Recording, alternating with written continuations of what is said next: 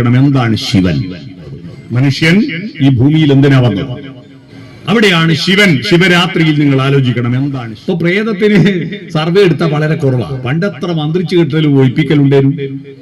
രാജ്യഭരണത്തിന്റെ ന്യായാന്യായങ്ങളും കുടുംബജീവിതത്തിന്റെ ന്യായാന്യായങ്ങളും ഉള്ള ഇതിഹാസ കൃതിയാണ് രാമായണം. ആ പെണ്ണിനെയും നടന്ന് തേടിയുള്ള നടത്തമാണ് രാമന്റെ അയനം യാത്ര. അതാ രാമായണം. മനസ്സിലായത്? ആ ചന്ദ്രക്കലയെടുത്ത് തലയിൽ ചൂടിയിട്ട കാൽപ്പനിക ബിംബമാണ് ശിവന്റെ ബിംബം. നമ്മളെല്ലാം ചെറുപ്പത്തിൽ ഒരുപാട് പ്രേതം ഉണ്ടായിരുന്നു നാട്ടിൽ. ഇപ്പൊ കുറവല്ലേ? തത്വശാസ്ത്രം പഠിച്ചാൽ പോരാ, മനുഷ്യന്റെ ജീവിതവുമായി ബന്ധപ്പെടുത്തണം എന്നുള്ളത് കൊണ്ടാണ് കുടുംബ ബന്ധങ്ങളുടെ അച്ഛൻ അമ്മ മക്കൾ ബന്ധങ്ങൾ, ഭാര്യ. നാട്ടിലാകെ കരണ്ട് വന്നിട്ട് തലങ്ങും വേലങ്ങും എല്ലാ പറമ്പിലൂട്ടി ലൈനല്ലേ, എല്ലാ ലൈന് തട്ടി ചത്തുപോയി കേട്ടോ. ഇപ്പൊ പ്രേതം ഇല്ല നാട്ടിൽ. ബഹുമാന്യനായ അധ്യക്ഷൻ, ഈ ക്ഷേത്ര കമ്മിറ്റിയുടെ പ്രസിഡന്റ് ശ്രീ പ്രഭാരട്ടൻ, സ്വാഗത പ്രസംഗം നടത്തിയ ശ്രീ പ്രകാശേട്ടൻ, വേദിയിൽ സന്നിഹിതരായിരിക്കുന്ന ശ്രീ ജ്യോതിഷ്, ശ്രീനാഥ്, ക്ഷേത്ര കമ്മിറ്റിയുടെ മറ്റു ഭാരവാഹികളെ, പ്രവർത്തക സമിതി അംഗങ്ങളെ, പ്രിയപ്പെട്ട സഹോദരി സഹോദരന്മാരെ, സുഹൃത്തുക്കളെ, നിങ്ങൾക്ക് എല്ലാവർക്കും നമസ്കാരം. ഇന്ന് ശിവരാത്രി ദിനത്തോടനുബന്ധിച്ച് അയ്യല്ലൂർ മഹാവിഷ്ണു ക്ഷേത്രം, നരസിംഹമൂർത്തി ക്ഷേത്രത്തിൽ വിവിധ പൂജാതി കർമ്മങ്ങളും പ്രാർത്ഥനകളും ആരാധനാക്രമങ്ങളും നടക്കുന്നതിനിടയിൽ നാട്ടുകാരുടെ കൊച്ചു കലാപരിപാടികളും സംഘടിപ്പിച്ചിട്ടുണ്ട്. അതിനിടയിലാണ് ഒരു പ്രഭാഷണം സംഘടിപ്പിച്ചത്. വർഷങ്ങൾക്ക് മുമ്പ് ഞാൻ ഇതേ ക്ഷേത്രത്തിൽ വന്ന് ഒരു തവണ പ്രസംഗിച്ചതാണ്. എന്തിനാണ് ഇങ്ങനെ ഒരു പ്രസംഗം അമ്പലത്തിൽ? നമ്മുടെ രാജ്യത്തിന്റെ ഭക്തിയുടെ അളവും എണ്ണവും തൂക്കവും എല്ലാം വർദ്ധിക്കുക എന്ന് പറഞ്ഞാൽ, ഇപ്പോ ഇവിടെ ക്ഷേത്രം പണി നടക്കുന്നേ ഉള്ളൂ. ക്ഷേത്രത്തിന് വേണ്ടി എത്ര കാശും ചെലവഴിക്കാൻ ആളുകൾക്ക് മടിയില്ല. ഞാൻ കഴിഞ്ഞ മാസം ഛത്തീസ്ഗഡിലെ ഭോപ്പാൽ ഉരുക്ക് നിർമ്മാണ ഫാക്ടറിക്ക് അടുത്ത് ഒരു പരിപാടിക്ക് പോയി. അവിടെ ഒരു ക്ഷേത്രം കണ്ടു. 3.5 കോടി രൂപ ചെലവഴിച്ചിട്ട് മലയാളികൾ മാത്രം. അവിടെ അത്രയും മലയാളികളുണ്ട്. ആ മലയാളികൾ ചെലവഴിച്ചിട്ടാണ് 3.5 കോടി. അവിടുത്തെ കല്ല് മുഴുവൻ ഇന്ന് ഈ കണ്ണൂർ ജില്ലയിൽ നിന്ന് ഗുഡ്സ് ട്രെയിനിൽ കയറ്റിയിട്ട് അവിടെ കൊണ്ടുപോയി. ഒരു കല്ല് അവിടെ എത്തിക്കാൻ 350 റുപ്യ അവർക്ക് മുതൽ. അങ്ങനെ 3.5 കോടി രൂപ ചെലവഴിച്ചിട്ടാണ് ഒരു ക്ഷേത്രം ഉണ്ടാക്കിയത്. ഞാൻ കഴിഞ്ഞ ആഴ്ച എറണാകുളം ജില്ലയിൽ ഒരു ക്ഷേത്രത്തിൽ പോയി, ചങ്ങനാശ്ശേരിക്കടുത്ത്. അവിടെ ചെന്നപ്പോ തഞ്ചാവൂർ മോഡൽ ഒരു ക്ഷേത്രം. ഞാൻ ചോദിച്ചു, ഇതിന് ഈ ക്ഷേത്രം ഉണ്ടാക്കാൻ എത്ര പൈസ ചെലവായി? ഈ ക്ഷേത്രം ഉണ്ടാക്കാൻ 28 ലക്ഷം ഒറ്റൊരു ഡോക്ടർ കൊടുത്തു. 28 ലക്ഷം ഒറ്റൊരു ഡോക്ടർ. അപ്പൊ ബാക്കി പൈസയോ? ഞാൻ പറഞ്ഞു ബാക്കി പൈസ ഇല്ല, 28 ലക്ഷം കൊണ്ട് ക്ഷേത്രം പൂർത്തീകരിച്ചു. ഞാൻ പറഞ്ഞു 28 ലക്ഷം. 28 ലക്ഷവും പോരാ, 10 കോടി ഉറുപ്പിയും പോരാ. അപ്പൊ അവര് പറഞ്ഞത് 28 ലക്ഷം ഡോളറാണ്. 28 ലക്ഷം ഡോളർ എന്ന് പറഞ്ഞാൽ 16 കോടി ഉറുപ്പിയ. ഈ 16 കോടി ഉറുപ്പിയും ചെലവഴിച്ചത് ഒരൊറ്റ ഡോക്ടറാ. അയാൾ അമേരിക്കയിലാണ്. അയാൾക്ക് 28 ലക്ഷം ഡോളർ കൊടുത്തപ്പോ ഇവിടെ 16 കോടിയായി. വലിയ 70 അടി ഉയരമുള്ള ഗോപുരമാണ്. നമ്മുടെ നാട്ടിലെ ക്ഷേത്രങ്ങളുടെ ശ്രീകോവിലും ഗർഭഗൃഹവും ചുറ്റമ്പലവും നടപ്പന്തലും തിടപ്പള്ളിയും അഗ്രഹാരവും കൊടിമരവും ബലിക്കപ്പുരയും നമസ്കാര മണ്ഡപവും എല്ലാം വളരുന്നു. പ്രാർത്ഥിക്കുന്ന ആളുകളുടെ എണ്ണം വർദ്ധിക്കുന്നു. ഉത്സവങ്ങൾ ഗംഭീരമാകുന്നു. തീർത്ഥാടനങ്ങൾ വർദ്ധിക്കുന്നു. ഇത് വർദ്ധിക്കുമ്പോൾ യഥാർത്ഥത്തിൽ വർദ്ധിക്കേണ്ടത് എന്താണ്? ദൈവത്തിന്റെ കരുത്താണോ? ദൈവം അങ്ങനെ നമ്മൾ വിചാരിച്ച കരുത്ത് കൂട്ടുന്ന ആളാണോ? നമ്മൾ വിചാരിച്ചില്ലേ കരുത്ത് കുറയുന്ന ആളാണോ ദൈവം? അണ്ടകടാഹം മുഴുവൻ നിയന്ത്രിക്കുന്നു എന്ന് പറയുന്ന ദൈവം ഈ പുഴുവായിരിക്കുന്ന മനുഷ്യൻ എന്ന് പറഞ്ഞാൽ കോടാനുകോടി നക്ഷത്രങ്ങളുടെ കൂട്ടത്തിൽ ഒരു നക്ഷത്ര സമൂഹം മാത്രമാണ് ആകാശത്തെ മിൽക്കി വേ, അതായത് ആകാശഗംഗ. അതിൽ തിരുവാതിര നക്ഷത്രത്തെക്കാൾ 1/6 വലുപ്പം മാത്രമുള്ള ഒരു കൊച്ചു നക്ഷത്രം മാത്രമാണ് സൂര്യൻ. ആ സൂര്യന് ചുറ്റുവട്ടം 8-9 ഗ്രഹങ്ങളുണ്ട് ഇങ്ങനെ കറങ്ങിക്കൊണ്ടിരിക്കുന്നത്. അതാ സൗരയൂഥം. ആ സൗരയൂഥത്തിൽ വ്യാഴത്തേക്കാൾ ശനിയേക്കാൾ വളരെ ചെറിയൊരു കുള്ളൻ ഗ്രഹമാണ് ഭൂമി. ആ ഭൂമിയിൽ 1/3 ഭാഗം മാത്രമേ കരയുള്ളൂ, ബാക്കി മുഴുവൻ കടല. ആ കരയിലാവട്ടെ മനുഷ്യർക്ക് പാർക്കാൻ പറ്റിയ ഇടം ഭൂരിപക്ഷവും ഫോറസ്റ്റും ചതുപ്പ് നിലമാണ്. അതിൽ പകുതി സ്ഥലത്തെ മനുഷ്യർക്ക് താമസിക്കാൻ പറ്റും. ആ താമസിക്കാൻ പറ്റിയതിൽ 60% കൃഷിഭൂമിയാണ്. കഴിച്ചു ബാക്കിയുള്ള സ്ഥലത്ത് 7 വൻകരകളാക്കി തിരിച്ച് അതിലൊരു വൻകര മാത്രമാണ് ഏഷ്യ വൻകര. അതിൽ ചൈന, റഷ്യ തുടങ്ങിയ വലിയ രാജ്യങ്ങളുടെ കൂട്ടത്തിൽ ഒരു കൊച്ചു രാജ്യം മാത്രമാണ് ഇന്ത്യ. ആ ഇന്ത്യ രാജ്യത്തിൽ മഹാരാഷ്ട്ര, രാജസ്ഥാൻ, മധ്യപ്രദേശ് തുടങ്ങിയ വലിയ സംസ്ഥാനങ്ങളുടെ കൂട്ടത്തിൽ ആ സംസ്ഥാനത്തിന്റെ ഒരു ജില്ലയുടെ വലുപ്പം മാത്രമുള്ള ഒരു നേന്ത്രപ്പഴത്തിന്റെ ഷേപ്പിലുള്ള ഈ കൊച്ചു കേരളത്തിൽ 14 ജില്ലകളുണ്ട്. 14 ജില്ലകളിൽ ഒരു ജില്ല മാത്രമായ കണ്ണൂർ ജില്ലയിൽ 71 പഞ്ചായത്തും 13 മുനിസിപ്പാലിറ്റിയും ഉണ്ട്. അതിലൊരു മുനിസിപ്പാലിറ്റി മാത്രമാണ് മട്ടന്നൂര്, അതിലൊരു പഞ്ചായത്ത് മാത്രമാണ് മാലൂര്. അതിൽ ആ മട്ടന്നൂർ മുനിസിപ്പാലിറ്റിയിൽ കുറെ വാർഡുണ്ട്. 10-28 വാർഡുണ്ട്, 35 വാർഡും. ആ വാർഡിൽ ഒരു വാർഡാണ് അയ്യല്ലൂര്. അതിലൊരു 500 വീടുണ്ട്. ആ 500 വീട്ടിൽ ഒരു വീട് മാത്രം നമ്മളെ വീടല്ലേ. ആ വീട്ടിൽ ഒരുപാട് റൂമിൽ ഒരു റൂമല്ലേ നമുക്ക് കിടക്കാൻ പറ്റൂ. എല്ലാ റൂമിലും ഒരേ സമയത്ത് കിടക്കാൻ പറ്റൂലല്ലോ. അതിൽ ഒരു കട്ടില് ഫുള്ളായിട്ട് കിടക്കാനാവില്ലല്ലോ, ഒരു അരുവിലല്ലേ കിടക്കാൻ പറ്റൂ. ആ ഒരരു കിടക്കുന്ന നമ്മൾ അനന്തം, അജ്ഞാതം, അവർണ്ണനീയം ഈ ലോകഗോളം തിരിയുന്ന മാർഗം അതിങ്കലങ്ങാണ്ട് ഒരിടത്തിരുന്ന് നോക്കുന്ന മർത്യം വിചാരിച്ചാൽ ദൈവത്തെ ശക്തിപ്പെടുത്താനും ദൈവത്തെ തളർത്താനും പറ്റില്ല. പിന്നെ എന്തിനാണ് ഈ ഭക്തി? ഭക്തി എന്ന് പറയുന്നത്, പ്രാർത്ഥന എന്ന് പറയുന്നത് മനുഷ്യന് വേണ്ടിയാണ്. അതുകൊണ്ടാണ് ഉപനിഷത്തുകളും വേദങ്ങളൊക്കെ എഴുതിയതിനു ശേഷം തത്വശാസ്ത്രം പഠിച്ചാൽ പോരാ, മനുഷ്യന്റെ ജീവിതവുമായി ബന്ധപ്പെടുത്തണം എന്നുള്ളത് കൊണ്ടാണ് ഉപനിഷത്തുകളും വേദങ്ങളും വേദാന്തവും ബ്രാഹ്മണങ്ങളും ഒക്കെ എഴുതിയതിനു ശേഷം മനുഷ്യന്റെ കഥകളുമായി ബന്ധപ്പെട്ടിട്ടുള്ള ഇതിഹാസങ്ങൾ എഴുതിയത്. മനസ്സിലായോ? 18 പുരാണങ്ങൾ മനുഷ്യന്റെ കഥയാണ്. ദൈവങ്ങളെല്ലാം മനുഷ്യനായി അവതരിച്ച കഥയല്ലേ.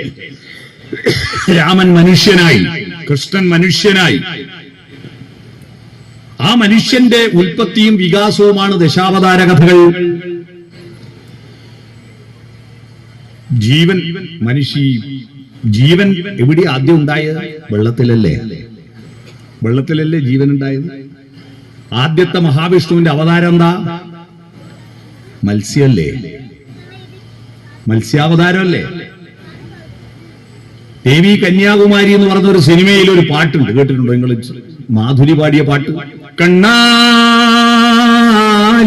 കണ്ണാ പാലാഴിത്തീരയിലോടും ആലില കണ്ണാ ഞാനൊരു കന്നിമുക്കുവ പെണ്ണ്, എന്റെ തോണിയിലെ പൊന്നു വേണോ പൊന്ന് എന്ന് പറഞ്ഞൊരു പാട്ടുണ്ട്. നല്ല രസമുള്ള പാട്ടാ, മാധുരി പാടി. ആ പാട്ടിൽ അടുത്ത വരി എന്താ? നീ പണ്ടൊരു പൂത്തിമിംഗിലമായി അന്ന് നിന്റെ യൗവനം തുഴഞ്ഞു വന്നോ നീരായി. തിമിംഗിലമായ മത്സ്യമായ കണ്ണൻ വിഷ്ണു. പിന്നീട് കരയിലും വെള്ളത്തിലും ജീവിക്കുന്ന ഉഭയജീവി ആമ, രണ്ടാമത്തെ അവതാരം ആമ. മൂന്നാമത്തെ അവതാരം കാട്ടിലെ പന്നി, വരാഹം പന്നി. പിന്നെയാണ് മരത്തുമ്മ കയറുന്ന മൃഗമുണ്ടായത്. മുഖം കണ്ടാൽ സിംഹത്തിന്റെ രൂപം, ഉടല് കണ്ടാൽ നരന്റെ രൂപം, നരനും സിംഹവും ചേർന്ന നരസിംഹം. അത് കഴിഞ്ഞിട്ടാണ് ആ മനുഷ്യൻ മരത്തുമെന്ന് താഴെ ഇറങ്ങി വാലുപോയി. ആദ്യമായിട്ട് പ്രകൃതിയിലുള്ള ഒരു ഉപകരണം അവൻ ഉണ്ടാക്കാൻ തുടങ്ങി. മനുഷ്യൻ ഉണ്ടായത് അങ്ങനെയാ. പ്രകൃതിയിലെ വിഭവങ്ങളെ സംസ്കരിച്ചുപയോഗിക്കാൻ ആരംഭിച്ചപ്പോഴാണ് മനുഷ്യൻ ഉണ്ടായത്. പക്ഷി മൃഗാദികളൊന്നും തന്നെ പ്രകൃതി വിഭവങ്ങൾ ഉണ്ടാക്കുകയോ സംസ്കരിക്കുകയോ ഉപയോഗിക്കുകയോ ചെയ്യാറില്ല. കിട്ടിയതൊന്നും കിടന്നുറങ്ങും. ആദ്യമായിട്ട് മനുഷ്യനുണ്ടാക്കിയ ഉപകരണം സഞ്ചരിക്കുന്ന മേൽക്കൂരയാണ്. സഞ്ചരിക്കുന്ന മേൽക്കൂര എന്താ സാധനം എന്നറിയാവോ? സഞ്ചരിക്കുന്ന മേൽക്കൂര കൊട. എടുത്തിട്ട് നടക്കാൻ പറ്റിയ, മഴ കൊള്ളാതെ വെയിൽ കൊള്ളാതെ ഉള്ള കൊട, ഓലക്കൊടയേന്തിയിരിക്കുന്ന വാമനൻ അടുത്ത അവതാരം അതല്ലേ? ആ വാമനന്റെ കാലാവുമ്പോഴേക്കാണ് എണ്ണം പഠിച്ച് അളവും പഠിച്ച്. അതാണ് വാമനൻ 3 അടി അളന്ന്. മനസ്സിലായത്? വാമനൻ കഴിഞ്ഞാൽ പിന്നെയാണ് മനുഷ്യൻ ശിലായുഗത്തിൽ നിന്ന് ലോഹയുഗത്തിലേക്കുള്ള മാറ്റം. മണ്ണ് കുഴിച്ചിട്ട് ഇരുമ്പയിര് മുക്കിയെടുത്ത് അത് ഉരുക്കി മൂശയിൽ ഒഴിച്ച് അതിനെ അടിച്ചു പരത്തിയിട്ട് ഇരുമ്പിന്റെ ഒരു പത്തിയും മരത്തിന്റെ ഒരു തള്ളയിട്ട് ചുമലിൽ വെച്ചിട്ട് ഒരാൾ വന്നോ. അതാരാ? പരശുരാമൻ. വാമനൻ കഴിഞ്ഞ പരശുരാമൻ. പരശുരാമൻ ഞാൻ നേരത്തെ പാടിയ പാട്ടിൽ പരശുരാമന്റെ പറ്റി പറയുന്നുണ്ട്. അടുത്ത വരി എന്താ? നീ പണ്ടൊരു മുനി കുമാരനായി അന്ന് നിന്റെ വെൺമഴു പറന്നു വീണ നീരായി. ആ പരശുരാമന് ശേഷമാണ് ധാർമ്മിക വിഷയങ്ങൾ, രാജ്യഭരണ വിഷയങ്ങൾ ഉത്ഭവിക്കുന്നത്. കുടുംബ ബന്ധങ്ങളുടെ അച്ഛൻ അമ്മ മക്കൾ ബന്ധങ്ങൾ, ഭാര്യ ഭർത്താവ് ബന്ധം, അതിലുള്ള മര്യാദകൾ, അതിലെ ഇടപെടലുകളാണ് പിന്നീട് വിഷയം. ധാർമ്മിക വിഷയങ്ങൾ അതാ രാമായണം. രാജ്യഭരണത്തിന്റെ ന്യായാന്യായങ്ങളും കുടുംബജീവിതത്തിന്റെ ന്യായാന്യായങ്ങളും ഉള്ള ഇതിഹാസ കൃതിയാണ് രാമായണം. രാമായണം വരെ മനുഷ്യന്മാർക്ക് സ്ത്രീ പുരുഷ ബന്ധത്തിൽ വ്യവസ്ഥയൊന്നുമില്ല. ഒരു പെണ്ണിന് എത്രയും ഭർത്താവാകാം, ഒരു ഭർത്താവിന് എത്രയും പെണ്ണുമാകാം. എന്നാ ദശരഥൻ, രാമന്റെ അച്ഛൻ ദശരഥൻ എത്തിയപ്പോ 3 ചുരുങ്ങി. കൗസല്യ, കൈകേയി, സുമിത്ര. രാമൻ എത്തിയപ്പോ 1 ഒറ്റൊരു പെണ്ണ്. കല്യാണം കഴിഞ്ഞ പെണ്ണിനെ 10 തലയുള്ള കട്ടിട്ട് കടൽ കടത്തി കൊണ്ടുപോയി. എങ്ങോട്ടാ കൊണ്ടുപോയി ഒരു പിടിയില്ല. രാമൻ എന്താ ചെയ്യണ്ടേ? അന്ന് റഡാർ സംവിധാനം ഇല്ല, മൊബൈൽ ഫോണും ഇല്ല, ഒരു സംവിധാനം ഇല്ല അല്ലേ? ഗൂഗിളും ഇല്ലല്ലോ നെറ്റ് തപ്പാൻ. രാമന് അന്ന് രാജകുമാരനാണ്, സുന്ദരനാണ്. എന്നിട്ട് വേറെ നോക്കിയോ? ഇല്ല. ആ പെണ്ണിനെയും തേടിയുള്ള നടത്തമാണ് രാമന്റെ അയനം യാത്ര. അതാ രാമായണം. മനസ്സിലായത്? സീതാന്വേഷണ യാത്രയാണ്. കടൽ കടന്നുപോയി 10 തലയുള്ളവനെ കൊന്നിട്ടും തിരിച്ചു കൊണ്ടുവരും എന്ന ധാർമ്മികത, സ്ത്രീ പുരുഷ ബന്ധത്തിന്റെ, ഭാര്യാഭർത്തൃ ബന്ധത്തിന്റെ മൂല്യം ബോധ്യപ്പെടുത്തുന്ന കാവ്യം. അത് കഴിഞ്ഞിട്ടാണ് മനുഷ്യൻ ഉൽപാദന പ്രക്രിയയിലേക്ക് ആരംഭിച്ചത്. ഉണ്ടാക്കി ഉണ്ണാൻ തുടങ്ങി. അറിയില്ല, വേദാന്തം പ്രസംഗിച്ചാ പോരാ, ഗോതമ്പം കൃഷി ചെയ്യണം. ജപിച്ചാ പോരല്ലോ. മൊബൈൽ ഫോൺ എടുത്തിട്ട് www.com MD എന്നടിച്ച മസാല ദോശ കിട്ടുന്ന കമ്പ്യൂട്ടർ ഇതുവരെ കണ്ടുപിടിച്ചിട്ടില്ലല്ലോ. തപസ്സു ചെയ്ത ആട്ടിടയന്റെ കഥ കേട്ടിട്ടുണ്ടോ? ഒരു പാട്ടുണ്ട്, ദൈവത്തിന് തപസ്സു ചെയ്ത ആട്ടിടയന്റെ കഥ. ആ കഥ നിങ്ങൾ ഒന്നും കൂടി, പണ്ട് കേട്ട പാട്ടായിരിക്കും, ഒന്നും കൂടി ഓർമ്മിപ്പിക്കുക. അന്ന് ശ്രദ്ധിച്ചിട്ടുണ്ടാവില്ല ആ പാട്ടിന്റെ അർത്ഥം. ചെമ്പകപ്പൂങ്കാവനത്തിലെ പൂമരച്ചോട്ടിൽ പണ്ടൊരിക്കലൊരാട്ടിടയൻ തപസ്സിരുന്നു. വിണ്ണിൽ നിന്നും വന്നിറങ്ങിയ ഭഗവാനപ്പോൾ ഒരു ചന്ദനത്തിൻ മണി വീണ അവനും നൽകി. ഇന്നാണെങ്കിൽ ആപ്പിൾ ഫോണാ കൊടുക്കുക അല്ലെ? കുട്ടികൾക്ക് മണി വീണ കിട്ടിയിട്ടുണ്ട്.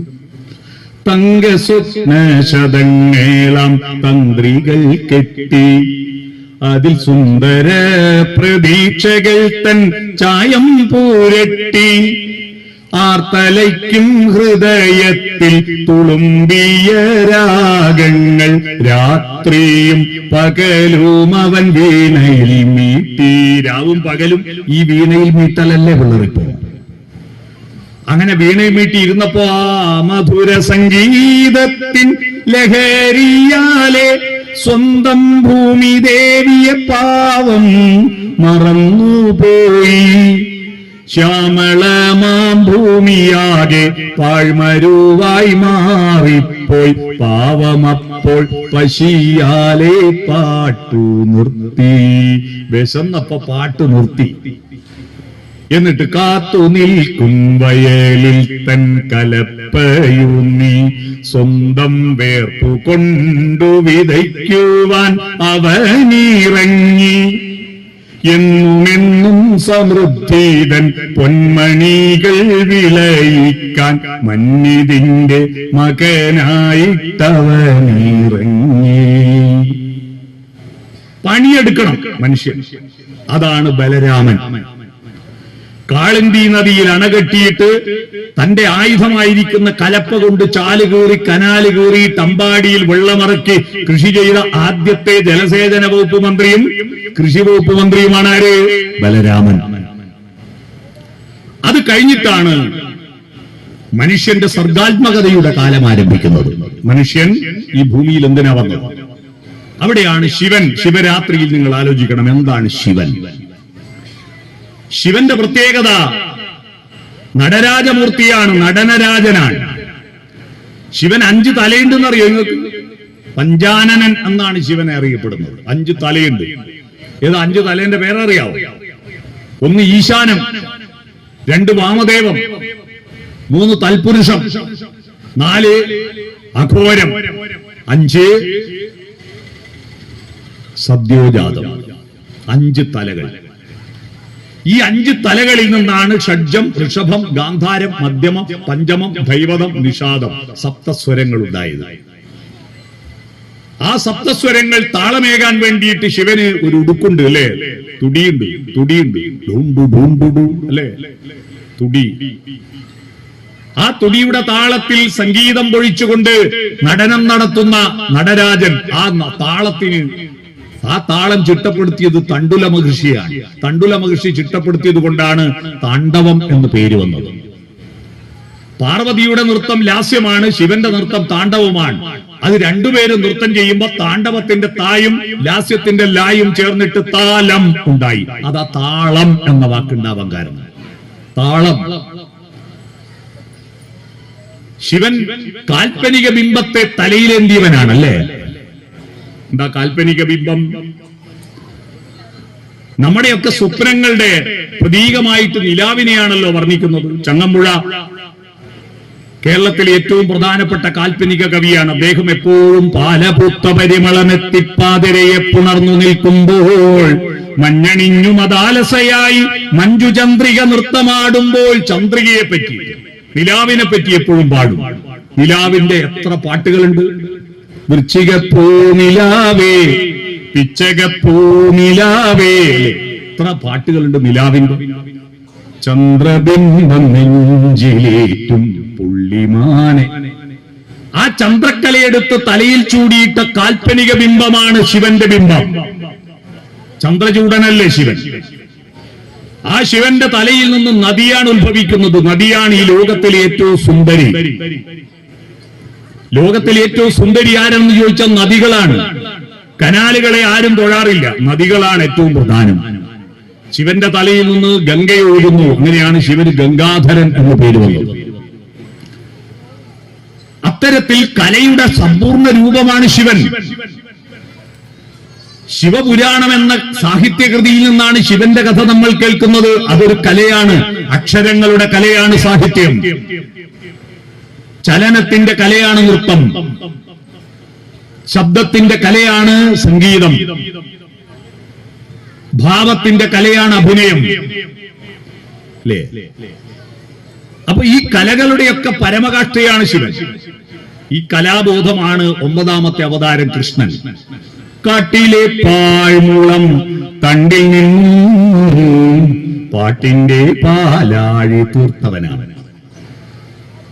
നവരസങ്ങളിലെ രസരാജനായ ശൃംഗാരത്തിന്റെ 16,000 ഭാവങ്ങളും ബാക്കി 8 രസങ്ങളോടൊത്ത് മഹാരാസലീലയാടിയവനാണ് കൃഷ്ണൻ. പുഷ്പങ്ങളെ സ്നേഹിക്കാനും അർച്ചനയ്ക്ക് ഉപയോഗിക്കാനും മാല കോർക്കാനും തുടങ്ങിയത് കൃഷ്ണന്റെ കാലഘട്ടത്തോടു കൂടിയാണ്. തുളസിക്കതിർ നുള്ളിയെടുത്ത് കണ്ണൻ ഒരു പൂജയ്ക്കായി പൊട്ടാത്ത നൂലിൽ കെട്ടാൻ ഒരു പൊട്ടനും പണ്ടുണ്ടായിരുന്നില്ല. മനുഷ്യൻ മാത്രമാണ് പുഷ്പങ്ങളെ സൗന്ദര്യ പൂജക്കായിട്ടും മാല കോർക്കാനായിട്ടും ഉപയോഗിക്കുന്നത്. അത്തരത്തിൽ സൗന്ദര്യബോധത്തിന്റെ, പരിസ്ഥിതി സ്നേഹത്തിന്റെ, കാളിന്തിയിൽ വിഷം കലർത്തുന്ന കാളിയനെതിരായി സമരം ചെയ്ത ആളാണ് കൃഷ്ണൻ. പ്രകൃതിയുടെ ശാസ്ത്രീയമായ നിരീക്ഷണത്തിന്റെ ആളാണ് കൃഷ്ണൻ. അറിയാവോ? മാധവ് ഗാഡ്ഗിൽ കഴിഞ്ഞ 2 മാസം മുമ്പ് മരിച്ചുപോയില്ലേ? മാധവ് ഗാഡ്ഗിൽ എന്താ പറഞ്ഞത്? കേരളത്തിൽ അന്തരീക്ഷത്തെ നിലനിർത്തണമെങ്കിൽ, മഴ കിട്ടണമെങ്കിൽ പശ്ചിമഘട്ടത്തെ സംരക്ഷിക്കണമെന്ന്. ഇത് തന്നെയല്ലേ കൃഷ്ണനും പറഞ്ഞത്? അമ്പാടിയിൽ മഴ പെയ്യുന്നതിന് കാരണം ദേവേന്ദ്രനാണെന്നും പറഞ്ഞിട്ട് ഗോപന്മാരെല്ലാം ദേവേന്ദ്രനെ പൂജിക്കാൻ പോവാ. ദേവേന്ദ്രനാണല്ലോ മഴേന്റെ ആള്. ദേവേന്ദ്രന്റെ സേനകളാണ് ഖനാഖന സേന. അറിയാവോ? ഖനാഖന സേന എന്നാരും കേട്ടിട്ടുണ്ടോ? കേട്ടിട്ടുണ്ട്. ഇവിടെ ഇരിക്കുന്ന എല്ലാരും കേട്ടിട്ടുണ്ട്. പക്ഷെ എന്താന്ന് ആരും ചോദിച്ചിട്ടില്ല. വാക്കുകളുടെ അർത്ഥം അന്വേഷിക്കണം അറിയാത്തത്. കേട്ടിട്ടുണ്ടോ? ഇന്ദ്രധനുസ്സേന്തി വരുന്ന ഖനാഖന സേനകളെ വന്നാലും ഇതിലേ ഇതിലേ ഇതിലേ ദേവദുംദുഭീതൻ വർഷമംഗളഘോഷം ദുംദുംദുംദുംദുംദുബിനാദം നാദം നാദം എന്ന പാട്ട് കേട്ടിട്ടില്ലേ? വൈശാലിയിലെ ഖനാഖനം മേഘം. ആ മേഘസേനകളെ അയച്ച് ദേവേന്ദ്രനാ മഴ പെയ്യിക്കുന്നു. അതുകൊണ്ട് ദേവേന്ദ്രന് പൂജ കൊടുക്കാൻ വേണ്ടി പോകുമ്പോ കൃഷ്ണൻ വിളിച്ചിട്ട് പറഞ്ഞു, പൊട്ടന്മാരെ, ദേവേന്ദ്രനൊന്നുമല്ല മഴ പെയ്യിക്കുന്നത്, അമ്പാടിയിൽ മഴ പെയ്യിക്കുന്നത് ഗോവർദ്ധന പർവ്വതമാണ്. അതുകൊണ്ട് ഗോവർദ്ധനത്തെ പൂജിക്കണം. ഇപ്പൊ വന്നുപോയ 9 അവതാരങ്ങളുടെയും അവസ്ഥ, അതിന്റെ പ്രോഗ്രഷൻ എന്താണ്? വെള്ളത്തിൽ ജീവനുണ്ടായ ജീവന്റെ വികാസവും പരിണാമ സിദ്ധാന്തവും എല്ലാം അന്നത്തെ ചെറിയ മനസ്സിന്റെ പരിമിതമായ അറിവിന്റെ ധാരണയിൽ വർണ്ണിച്ചെഴുതിയ കാവ്യസങ്കല്പങ്ങളാണിത്. അതുകൊണ്ട് കൃഷ്ണൻ വരെയുള്ള അവതാരങ്ങൾ മനുഷ്യ ജീവിതത്തിന്റെ വികാസ പരിണാമങ്ങളാണ്. ആ വികാസ പരിണാമങ്ങൾ ആർക്കാണ് ഉണ്ടാവേണ്ടത്? മനുഷ്യനാണ് ഉണ്ടാവേണ്ടത്, ദൈവത്തിനല്ല. അപ്പൊ ഈ ഉത്സവം കഴിഞ്ഞ് തിരിച്ചു പോകുമ്പോ എന്താ ഗുണം ഉണ്ടാവേണ്ടത്? ഉത്സവം കഴിഞ്ഞ് തിരിച്ചു പോകുമ്പോ നിങ്ങളുടെ ഉള്ളിലുള്ള കാളകൂടത്തെ നിങ്ങൾ ഒഴിവാക്കാൻ കഴിയണം. ശിവരാത്രി എന്താ? കാളകൂടം എന്ന് പറയുന്ന മഹാവിഷം. അതില് നമ്മുടെ ലോകത്തിന് ഒരു സന്ദേശം കൊടുക്കുന്നുണ്ട്. പാലാഴി കടഞ്ഞത്, പാലാഴി കടഞ്ഞിട്ടത് അമൃതിനു വേണ്ടിയാ. പക്ഷെ എത്ര നന്മയ്ക്ക് വേണ്ടി ശ്രമിക്കുമ്പോഴും തുല്യവും വിപരീതവുമായിട്ട് അല്പം തിന്മയുണ്ടാവും. വെളിച്ചമുണ്ടോ? ഇരുട്ടുറപ്പാ, അല്ലെ? വെളിച്ചമുള്ളിടത്തെല്ലാം ഇരുട്ടുണ്ടാവും. പ്രപഞ്ചമാം പാൽക്കടലാവതും നാം പഠിച്ച മട്ടൊക്കെ മതിച്ചു നോക്കാം. സ്വഭോഗമാത്രോചിതമായി ലഭിക്കും സുഖാമൃതം ദുഃഖവിഷാംബുമിശ്രം. പ്രപഞ്ചമാകുന്ന പാൽക്കടലാവുന്ന മട്ടിലെല്ലാം മതിച്ചു നോക്കിയാലും നമുക്ക് കുറച്ച് സുഖം കിട്ടും. പക്ഷെ അതില് ദുഃഖത്തിന്റെ വിഷവും കലർന്നിട്ടുണ്ടാവും. അതാ പാലാഴി കടഞ്ഞപ്പോ അമൃതിന്റെ കൂട്ടത്തിൽ അമൃതിനേക്കാൾ മുമ്പേ ഉയർന്നു വന്നെന്താ? കാളകൂടം. കാളകൂടം ഉയർന്നു വന്നപ്പോ കാളകൂടം ഏറ്റുവാങ്ങാൻ ആരുമില്ല. അങ്ങനെയാ. നല്ലതെന്തും കൊണ്ടൊക്കെ അതിന് ഇഷ്ടം പോലെ ആളുണ്ടാവും. എന്തോ പ്രയാസം ഉണ്ടായിണ്ടാവും. ആരും ഏറ്റുവാങ്ങാതിരുന്നപ്പോൾ ഈ ഭാരതത്തിൽ ആൻ എന്ന് പേരുള്ള ഒരു ദൈവമുണ്ടായിരുന്നു. ആൻ. എന്താ ആൻ? പുല്ലിംഗ പ്രത്യയം. നമ്മുടെ ദ്രാവിഡ ഭാഷയിലെ പുല്ലിംഗ പ്രത്യയാണല്ലോ രാമൻ, കൃഷ്ണൻ, ഗോവിന്ദൻ. എല്ലാത്തിലും ആൻ ചേർക്കുന്നില്ലേ? അത് പുരുഷൻ ആൻ എന്ന ദൈവത്തിൽ നിന്ന്. ഈ ആൻ എന്ന ദൈവം നടരാജൻ മാത്രമായിരുന്ന ദൈവം കാളകൂടത്തെ ഏറ്റുവാങ്ങി കുടിച്ചു. അത് കുടിച്ച് ശിവന്റെ വയറ്റിലെത്തിയാൽ ശിവനൊപ്പം ഇല്ലാതാവും.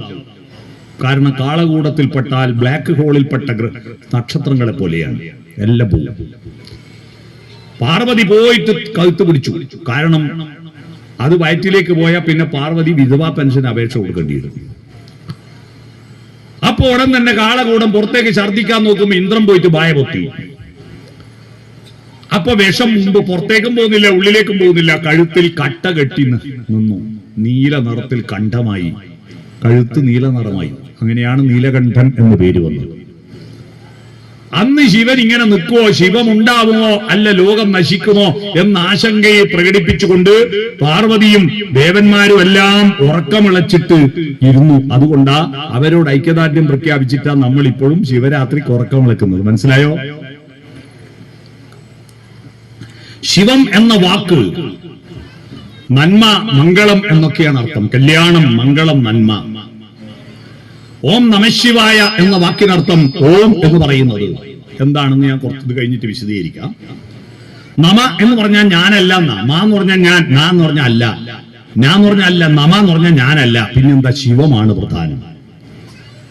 ലോകത്തിന്റെ നന്മയാണ് എന്നേക്കാൾ പ്രധാനം എന്ന് വിചാരിക്കുമ്പോഴാണ് മനുഷ്യൻ ഉണ്ടാവുന്നത്. പക്ഷിമൃഗാദികൾക്ക് ലോകത്തിന്റെ നന്മയെപ്പറ്റി ചിന്തിക്കാറില്ല. അവർ ഭാവി കാലത്തിന് വേണ്ടി എന്തെങ്കിലും ഉണ്ടാക്കി വെക്കാറില്ല. അവര് ഭൂതകാലത്തിൽ നിന്ന് അനുഭവങ്ങളോ അറിവുകളോ സ്വീകരിച്ചിട്ട് പാഠം പഠിക്കാറില്ല. പക്ഷിമൃഗാദികൾക്ക് പ്രസന്റ് കണ്ടിന്യൂസ് ടെൻസ് മാത്രമേ ഉള്ളൂ, പാസ്റ്റ് ടെൻസും ഇല്ല, ഫ്യൂച്ചർ ടെൻസും ഇല്ല. മനുഷ്യൻ ഭൂതകാലത്തിന്റെ ഓർമ്മകളിൽ നിന്നും അറിവുകളിൽ നിന്നും ഊർജം ശേഖരിച്ച് വർത്തമാന കാലഘട്ടത്തിന്റെ യാഥാർത്ഥ്യങ്ങളോട് ഒരച്ച് കത്തിച്ച് അതിന്റെ വെളിച്ചത്തിൽ ഭാവി കാലത്തെ രൂപപ്പെടുത്തുന്നവനെയാണ് മനുഷ്യൻ എന്ന് പറയുക. എവിടെ നിന്നു വന്നു ഞാൻ എന്നറിയുന്നവനും എവിടേക്കോ പോണു ഞാൻ എന്ന് മനസ്സിലാക്കുന്നവനുമാണ് മനുഷ്യൻ. അപ്പൊ മനുഷ്യന് മാത്രമാണ് ഈ കാലബോധം. എന്താ കാലബോധം? ത്രികാലബോധം. ഭൂതം, ഭൂതം എന്ന് പറഞ്ഞാൽ കഴിഞ്ഞുപോയത്, സംഭവിച്ചത്. പഞ്ചഭൂതം കേട്ടില്ലേ? എന്താ പഞ്ചഭൂതം?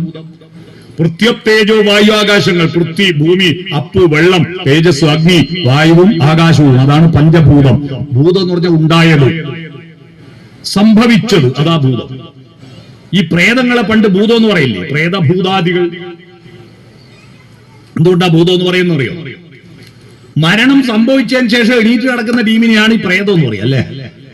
മരണം ഭൂതമായതാണ് പ്രേതം, അതാ ഭൂതം എന്ന് പറയുന്നത്. മരണം സംഭവിച്ചത്. നമ്മളെല്ലാം ചെറുപ്പത്തിൽ ഒരുപാട് പ്രേതം ഉണ്ടായിരുന്നു നാട്ടിൽ, ഇപ്പൊ കുറവല്ലേ? ഇപ്പൊ പ്രേതത്തിന് സർവേ എടുത്താൽ വളരെ കുറവാണ്. പണ്ടെത്ര മന്ത്രിച്ചു കിട്ടലും ഒഴിപ്പിക്കലുണ്ടായിരുന്നു. എപ്പാ പ്രേതെല്ലാം പോയെന്നറിയോ? നാട്ടിലാകെ കരണ്ട് വന്നേരം. നാട്ടിലാകെ കരണ്ട് വന്നിട്ട് തലങ്ങും വേലങ്ങും എല്ലാ പറമ്പിലൂട്ടി ലൈനല്ലേ? പ്രേതെല്ലാം ആകാശത്തൂട്ടിയല്ലേ പോവുക, എല്ലാ ലൈന് തട്ടി ചത്തുപോയി കേട്ടോ. ഇപ്പൊ പ്രേതം ഇല്ല നാട്ടിൽ. ഞാൻ പറഞ്ഞു വന്നത്, മരണം സംഭവിച്ചതിന് ശേഷം എഴുന്നേറ്റ് നടക്കുന്ന ആത്മാക്കളെയാണ് നമ്മൾ പ്രേതമെന്നും ഭൂതമെന്നും പറഞ്ഞു. പ്രേതം എന്ന് പറഞ്ഞ ശവം എന്നാ. ശവം എഴുന്നേറ്റ് നടന്ന ഭൂതമായി, മനസ്സിലായോ? അതാണ് ഭൂതം എന്ന് പറഞ്ഞാൽ സംഭവിച്ചത്, ഭാവി എന്ന് പറഞ്ഞാൽ സംഭവിക്കാനിരിക്കുന്നു, വർത്തമാനം എന്ന് പറഞ്ഞാൽ നിലവിലുള്ളത്. ഈ മൂന്ന് കാലബോധമുണ്ടായി. അപ്പോഴാണ് ദൈവം. ഉണ്ടായതാണെങ്കിൽ ഉണ്ടാക്കിയവൻ ഒരാൾ വേണ്ടേ? അങ്ങനെയാണ് സൃഷ്ടി നടത്തിയ ഒരാള് സങ്കല്പിച്ചത്. പരിപാലിക്കുന്ന ഒരാള് വിഷ്ണു, സൃഷ്ടി നടത്തിയ ആള് ബ്രഹ്മാവ്, സംഹരിക്കുന്ന ആള് ശിവൻ. മൂന്ന്: സൃഷ്ടി, സ്ഥിതി, സംഹാരം. ഇതിന് മൂന്നിനും സംസ്കൃതത്തിൽ ഓരോ അക്ഷരം പറയും. സൃഷ്ടിക്ക് ആന്നും, സ്ഥിതിക്ക് ഊന്നും, സംഹാരത്തിന് അമ്മെന്നും. കൂട്ടി വായിച്ചാൽ ആ ഊ അം സമം ഓം. പിടികിട്ടിയോ? ഈ കാലബോധത്തിൽ നിന്നാണ് ഞാനെന്നും നീയെന്നും ദൈവമെന്നും പ്രകൃതി എന്നുള്ള ചിന്തയുണ്ടായത്. പക്ഷിമൃഗാദികൾക്ക് ഞാനെന്നും നീ എന്നുള്ള സങ്കല്പമുണ്ടോ? ഇല്ല. അവർക്ക് ആർക്കെങ്കിലും പേരറിയോ? നായ്ക്കറിയോ നായിന്റെ പേര് നായിയാണെന്ന്? താൻ ആനയാണെന്ന് അറിയുന്ന ഏതെങ്കിലും ആനയുണ്ടോ? ഇല്ല. കാട്ടിലെ രാജാവാരാ? സിംഹം. ഏത് ലോകത്ത് എവിടെ പോയി ചോദിച്ചാലും പറയും കാട്ടിലെ രാജാവാരാ? സിംഹം. പക്ഷെ ആ വിവരം ഇതുവരെ സിംഹം അറിയോ? സിംഹം അറിഞ്ഞെങ്കിൽ പിറ്റേന്ന് കൊട്ടാരം പോകണമെന്ന് പറയും, സഞ്ചരിക്കാൻ ഇന്നോവ കാറ് പോകണമെന്ന് പറയും, എസ്കോർട്ടിന് പോലീസ് പോകണമെന്ന് പറയും, അടിച്ചു വാരാനും തുടക്കാനുള്ള ആള് പരിചാരകന്മാർ പോകണമെന്ന് പറയും. അത് വെറും നിലത്ത് കിടന്നുറങ്ങുന്ന അതിന്റെ ഭക്ഷണം അത് വേട്ടയാടി പിടിച്ചു തിന്നു, അല്ലേ? അതിന്റെ പേരിൽ കസേര ഉണ്ടാക്കിയിട്ട്, നമ്മൾ നല്ല കസേര ഉണ്ടാക്കിയിട്ട് പറയും സിംഹാസനം. എന്നാ സിംഹത്തിന് ഇരിക്കാൻ സിംഹാസനമോ ഒരു കസേര പോയിട്ട് ഒരു ഓലത്തടുക്ക് വരില്ല. ഞാൻ പറഞ്ഞു വന്നത്, ലോകത്തിലെ സകലതിന്റെയും വ്യതിരിക്തതകളും വ്യക്തിത്വങ്ങളും പ്രത്യേകതകളും തിരിച്ചറിഞ്ഞ് അതിന് പേര് കൊടുത്തത് മനുഷ്യനാണ്. അതെപ്പോഴാ മനുഷ്യൻ അങ്ങനെ പേര് കൊടുക്കാൻ കഴിഞ്ഞ? മനുഷ്യന് ആത്മബോധമുണ്ടായപ്പോൾ, ഉള്ളിൽ വെളിച്ചമുണ്ടായപ്പോൾ. ഞാനെന്നും നീയെന്നും. അതിന് കാരണമായത് കാലബോധമാണ്. ഇത് വയലാറിന്റെ ഒരു പാട്ട് പറയുന്നുണ്ട് കാലത്തെ പറ്റി. പ്രളയപയോധിയിൽ ഉറങ്ങിയുണർന്നൊരു പ്രഭാമയൂഖമേ കാലമേ, പ്രകൃതിയും ഈശ്വരനും ഞാനും നിന്റെ പ്രതിരൂപങ്ങളല്ലേ. പ്രകൃതി, മനുഷ്യൻ, ദൈവം, ഈ മൂന്ന് സങ്കല്പങ്ങൾ കാലബോധത്തിൽ നിന്നുണ്ടായതാണ്. അങ്ങനെ ഉണ്ടായപ്പോൾ അകത്ത് വെളിച്ചമുണ്ടാകണം എന്നാണ് മനുഷ്യൻ ആദ്യം പ്രാർത്ഥിച്ചത്. മനുഷ്യന്റെ ആദ്യത്തെ പ്രാർത്ഥന ഓം നമഃശിവായ, ഓം നാരായണായ, ഗംഗണപതയേ നമഃ എന്നല്ല. ആദ്യത്തെ പ്രാർത്ഥന എന്താണെന്നറിയോ? ആ പ്രാർത്ഥനയെ കുറിച്ചിട്ട് 2 പ്രശസ്തമായ പാട്ടുകളുണ്ട് മലയാള സിനിമയിൽ. ആ പാട്ടുകൾ പാടുമ്പോ പ്രാർത്ഥന ഓർമ്മ വന്നവരൊന്ന് പാടണേ എന്റെ കൂടെ. ആ പാട്ട് ഞാൻ പാടാം. ശാരികേ ശാരികേ സിന്ധു ഗംഗാ നദീ തീരം വളർത്തിയ ഗന്ധർവഗായികേ പാടുക നീ പുരുഷാന്തരത്തിലെ ഭാവോജ്വലങ്ങളാം. ആർക്കും ഓർമ്മ വരുന്നില്ല. 50 വയസ്സ് കഴിഞ്ഞാക്കേ ഓർമ്മയുണ്ടാവും, കാരണം അവരെ ഈ പാട്ട് കേട്ടിട്ടുണ്ടാവും. പക്ഷെ എല്ലാരും അൽഷിമേഴ്സ് ആയി പോയ ആ പാട്ടിലെ അടുത്ത വരി സൂര്യഗായത്രികൾ. എന്താ സൂര്യഗായത്രി? അത് മറ്റേ അടുത്ത പാട്ടിൽ സൂര്യഗായത്രി ചൊല്ലുന്നുണ്ട്. പത്മതീർത്ഥമേ ഉണരു, മാനസ പത്മതീർത്ഥമേ ഉണരു, അഗ്നിരഥത്തിലുദിക്കുമുഷസ്സിൻ അർഘ്യം നൽകൂ, ഗന്ധർവസ്വരഗംഗയൊഴുകൂ, ഗായത്രികൾ പാടൂ. ഈ സൂര്യനെയാണ് ആദ്യം പ്രാർത്ഥിച്ച. ബാക്കി ദൈവങ്ങളെല്ലാം സങ്കല്പമാണ്. സൂര്യൻ യാഥാർത്ഥ്യമാണ്. എല്ലാ ദിവസവും വീട്ടിന്റെ മുന്നിൽ ജാതിയോ മതമോ പാർട്ടിയോ നോക്കാതെ എല്ലാരെ വീട്ടിന്റെ മുന്നിലും പ്രത്യക്ഷമാകുന്ന ദൈവമാണ് സൂര്യൻ. ആ സൂര്യനാണ് വെളിച്ചം തരുന്നത്. ആ സൂര്യനാണ് ഊർജം തരുന്നത്. ഭർഗോ ദേവസ്യ ധീമഹി. ഭർഗസ് എന്ന് പറഞ്ഞ ഊർജം, ഊർജത്തിന്റെ ഉറവിടമായ സൂര്യ. അടുത്ത വരി ധിയോ യോ ന പ്രചോദയാ. ധീ എന്ന് പറഞ്ഞാൽ ബുദ്ധി, ബുദ്ധിക്ക് പ്രചോദനമായി തീരൂ എന്ന് പറഞ്ഞാൽ പുറത്ത് വെളിച്ചം തരുന്ന സൂര്യ, നീ അകത്ത വെളിച്ചമായി തീരൂ. മനസ്സിലായോ? എന്തെങ്കിലും ചേട്ടാ, പുറത്ത് വെളിച്ചം തരുന്ന ഇലക്ട്രിസിറ്റി അല്ലേ? അതിന്റെ മന്ത്രി ആരാ? കൃഷ്ണൻകുട്ടി. അകത്ത് വെളിച്ചം തരുന്ന വിദ്യാഭ്യാസ മന്ത്രിന്റെ പേരെന്താ? ശിവൻകുട്ടി. വ്യത്യാസം മനസ്സിലായോ? പുറത്തെ വെളിച്ചം അകത്തെ വെളിച്ചം എന്നുള്ള വ്യത്യാസം. ഈ അകത്തെ വെളിച്ചം ഉണ്ടാകുമ്പോൾ ഞാനെന്ന് പറയുന്നത് എനിക്ക് വേണ്ടിയല്ല, ഈ ലോകത്തിന്റെ മംഗളം നന്മയ്ക്ക് വേണ്ടിയാണ് എന്ന് ചിന്തിക്കുമ്പോഴാ മനുഷ്യനായത്. അതാണ് ഓം നമ ശിവായ.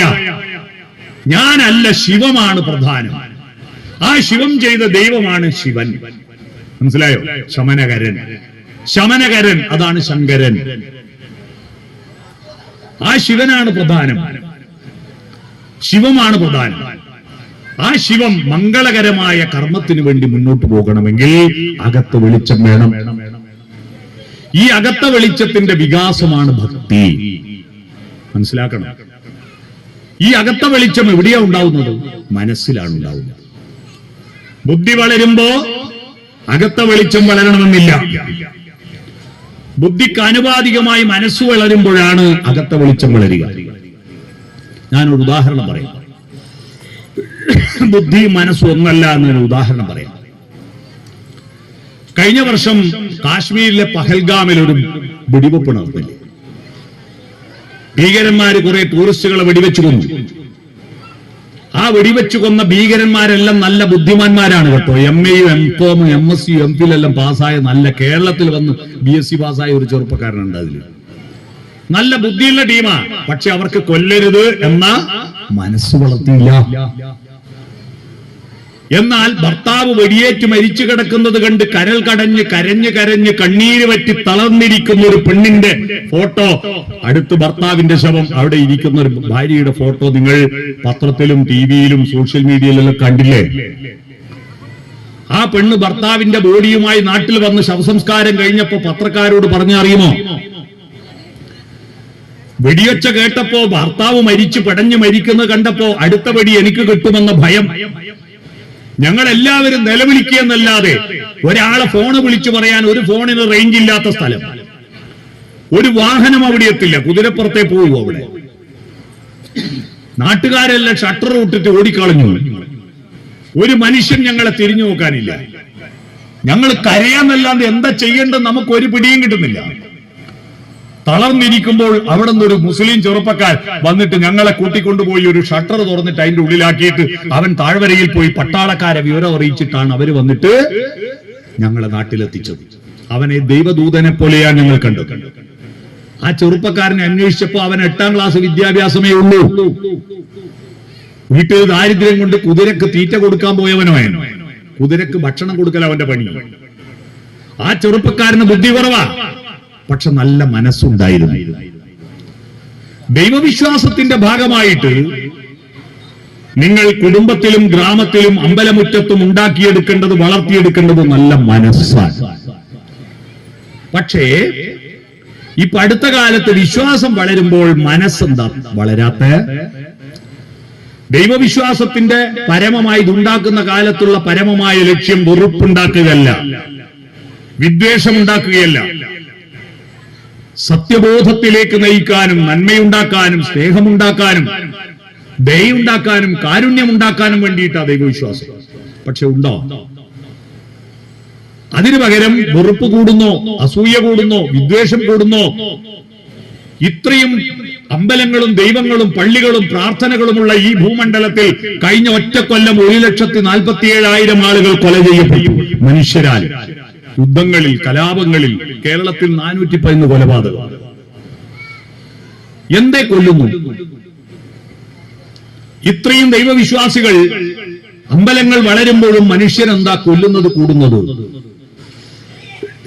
ഭാഷ കൂടുന്നു, വിദ്യാഭ്യാസം കൂടുന്നു. എന്തേ? നമ്മൾ മൃഗീയമായ അവസ്ഥയിലേക്ക് തിരിച്ചു പോവുകയാണ്. ശരീരമാണ് പ്രധാനം എന്നാണ് ചിന്ത. ദൈവവിശ്വാസം നിങ്ങളോട് പറയുന്നത് നിങ്ങളുടെ രൂപമല്ല, ഭാവമാണ് പ്രധാനമെന്നാണ്. നിങ്ങളിപ്പോ അമ്പലത്തിൽ വരാൻ വേണ്ടി എല്ലാരും കുളിച്ചില്ലേ? പൗഡർ ഇട്ടില്ലേ? പൊട്ട് തൊട്ടിട്ട് കണ്ണാടിന്റെ മുമ്പിൽ നോക്കിയില്ലേ?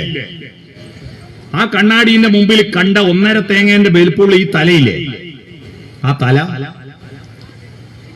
100 കൊല്ലം കഴിഞ്ഞ എവിടെ ഉണ്ടാവും? ആലോചിച്ചു കേട്ടെ. 100 കൊല്ലം കഴിഞ്ഞ ഒന്നിക്ക് പൊറോറ ഉണ്ടാവും, പൊറോറ ഉണ്ടാവും, അല്ല തില്ലങ്കേരി ഉണ്ടാവും, അല്ല മണ്ണിന്റെ യോട്ടിൽ കൃമികൾ തിന്നിട്ടുണ്ടാവും. ഈ തലക്ക്, ഈ ശരീരത്തിനാണോ പ്രാധാന്യം? തിലകം ചാർത്തി ചികിയുമഴകായി പല നാൾ പോറ്റിയ പുണ്യശിരസേ ഉലകം വെല്ലാനുഴറിയ നീയോം വിലപിടിയാതൊരു തലയോടായി മാറൂലേ? അതാണ് മനുഷ്യൻ. ആത്മവിദ്യാലയമേ, ആത്മവിദ്യ. ആ ആത്മവിദ്യാലയത്തിൽ പഠിക്കാൻ ശ്രമിക്കാതെ സ്കൂളിൽ മാത്രം പഠിച്ചുകൊണ്ട് കാര്യമില്ല. മനസ്സ് വളരണം, മനസ്സ് വളരണം. കഴിഞ്ഞ വ്യാഴാഴ്ച കേരളത്തിലെ കുട്ടികളെല്ലാം പാലയിൽ ബില്യൻസിൽ കോച്ചിങ്ങിന് പോകുന്നുണ്ട്. എഞ്ചിനീയർ ആവാൻ, ഡോക്ടർ ആവാൻ. ആ കോച്ചിങ് സെന്ററിൽ കഴിഞ്ഞ വ്യാഴാഴ്ച ഞാൻ ഒരു പരിപാടിക്ക് പോയി. എന്തിനാണ്? 700 അധ്യാപകരുണ്ട് അവിടെ, അവരുടെ സംഗമം. ആ സംഗമത്തിൽ എന്റെ വിഷയം ബുദ്ധി വളരുമ്പോൾ സമാന്തരമായിട്ട് എങ്ങനെ മനസ്സ് വളർത്താം എന്നാണ്. ബുദ്ധി, അവിടെ ഭയങ്കര ബുദ്ധിമാന്മാർ. 1,00,000 ഡോക്ടർമാരവിടെ പഠിച്ചവര് മാത്രമുണ്ട്. അവിടെ പഠിച്ചവർ 1,00,000 ഡോക്ടർമാർ, നല്ല ബുദ്ധിയുള്ളവരാ. എന്തിനാ പഠിക്കുന്നത്?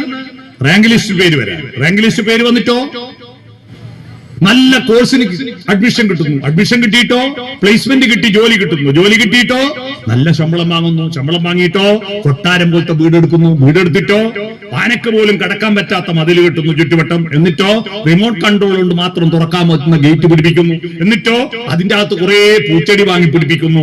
ആര് കാണാൻ? നാട്ടുകാരെ കാണാൻ വിടൂല, മതിൽ കെട്ടിമറിച്ചിട്ടുണ്ട്. വീട്ടുകാർ കാണുമോ? വാതിൽ തുറക്കൂല.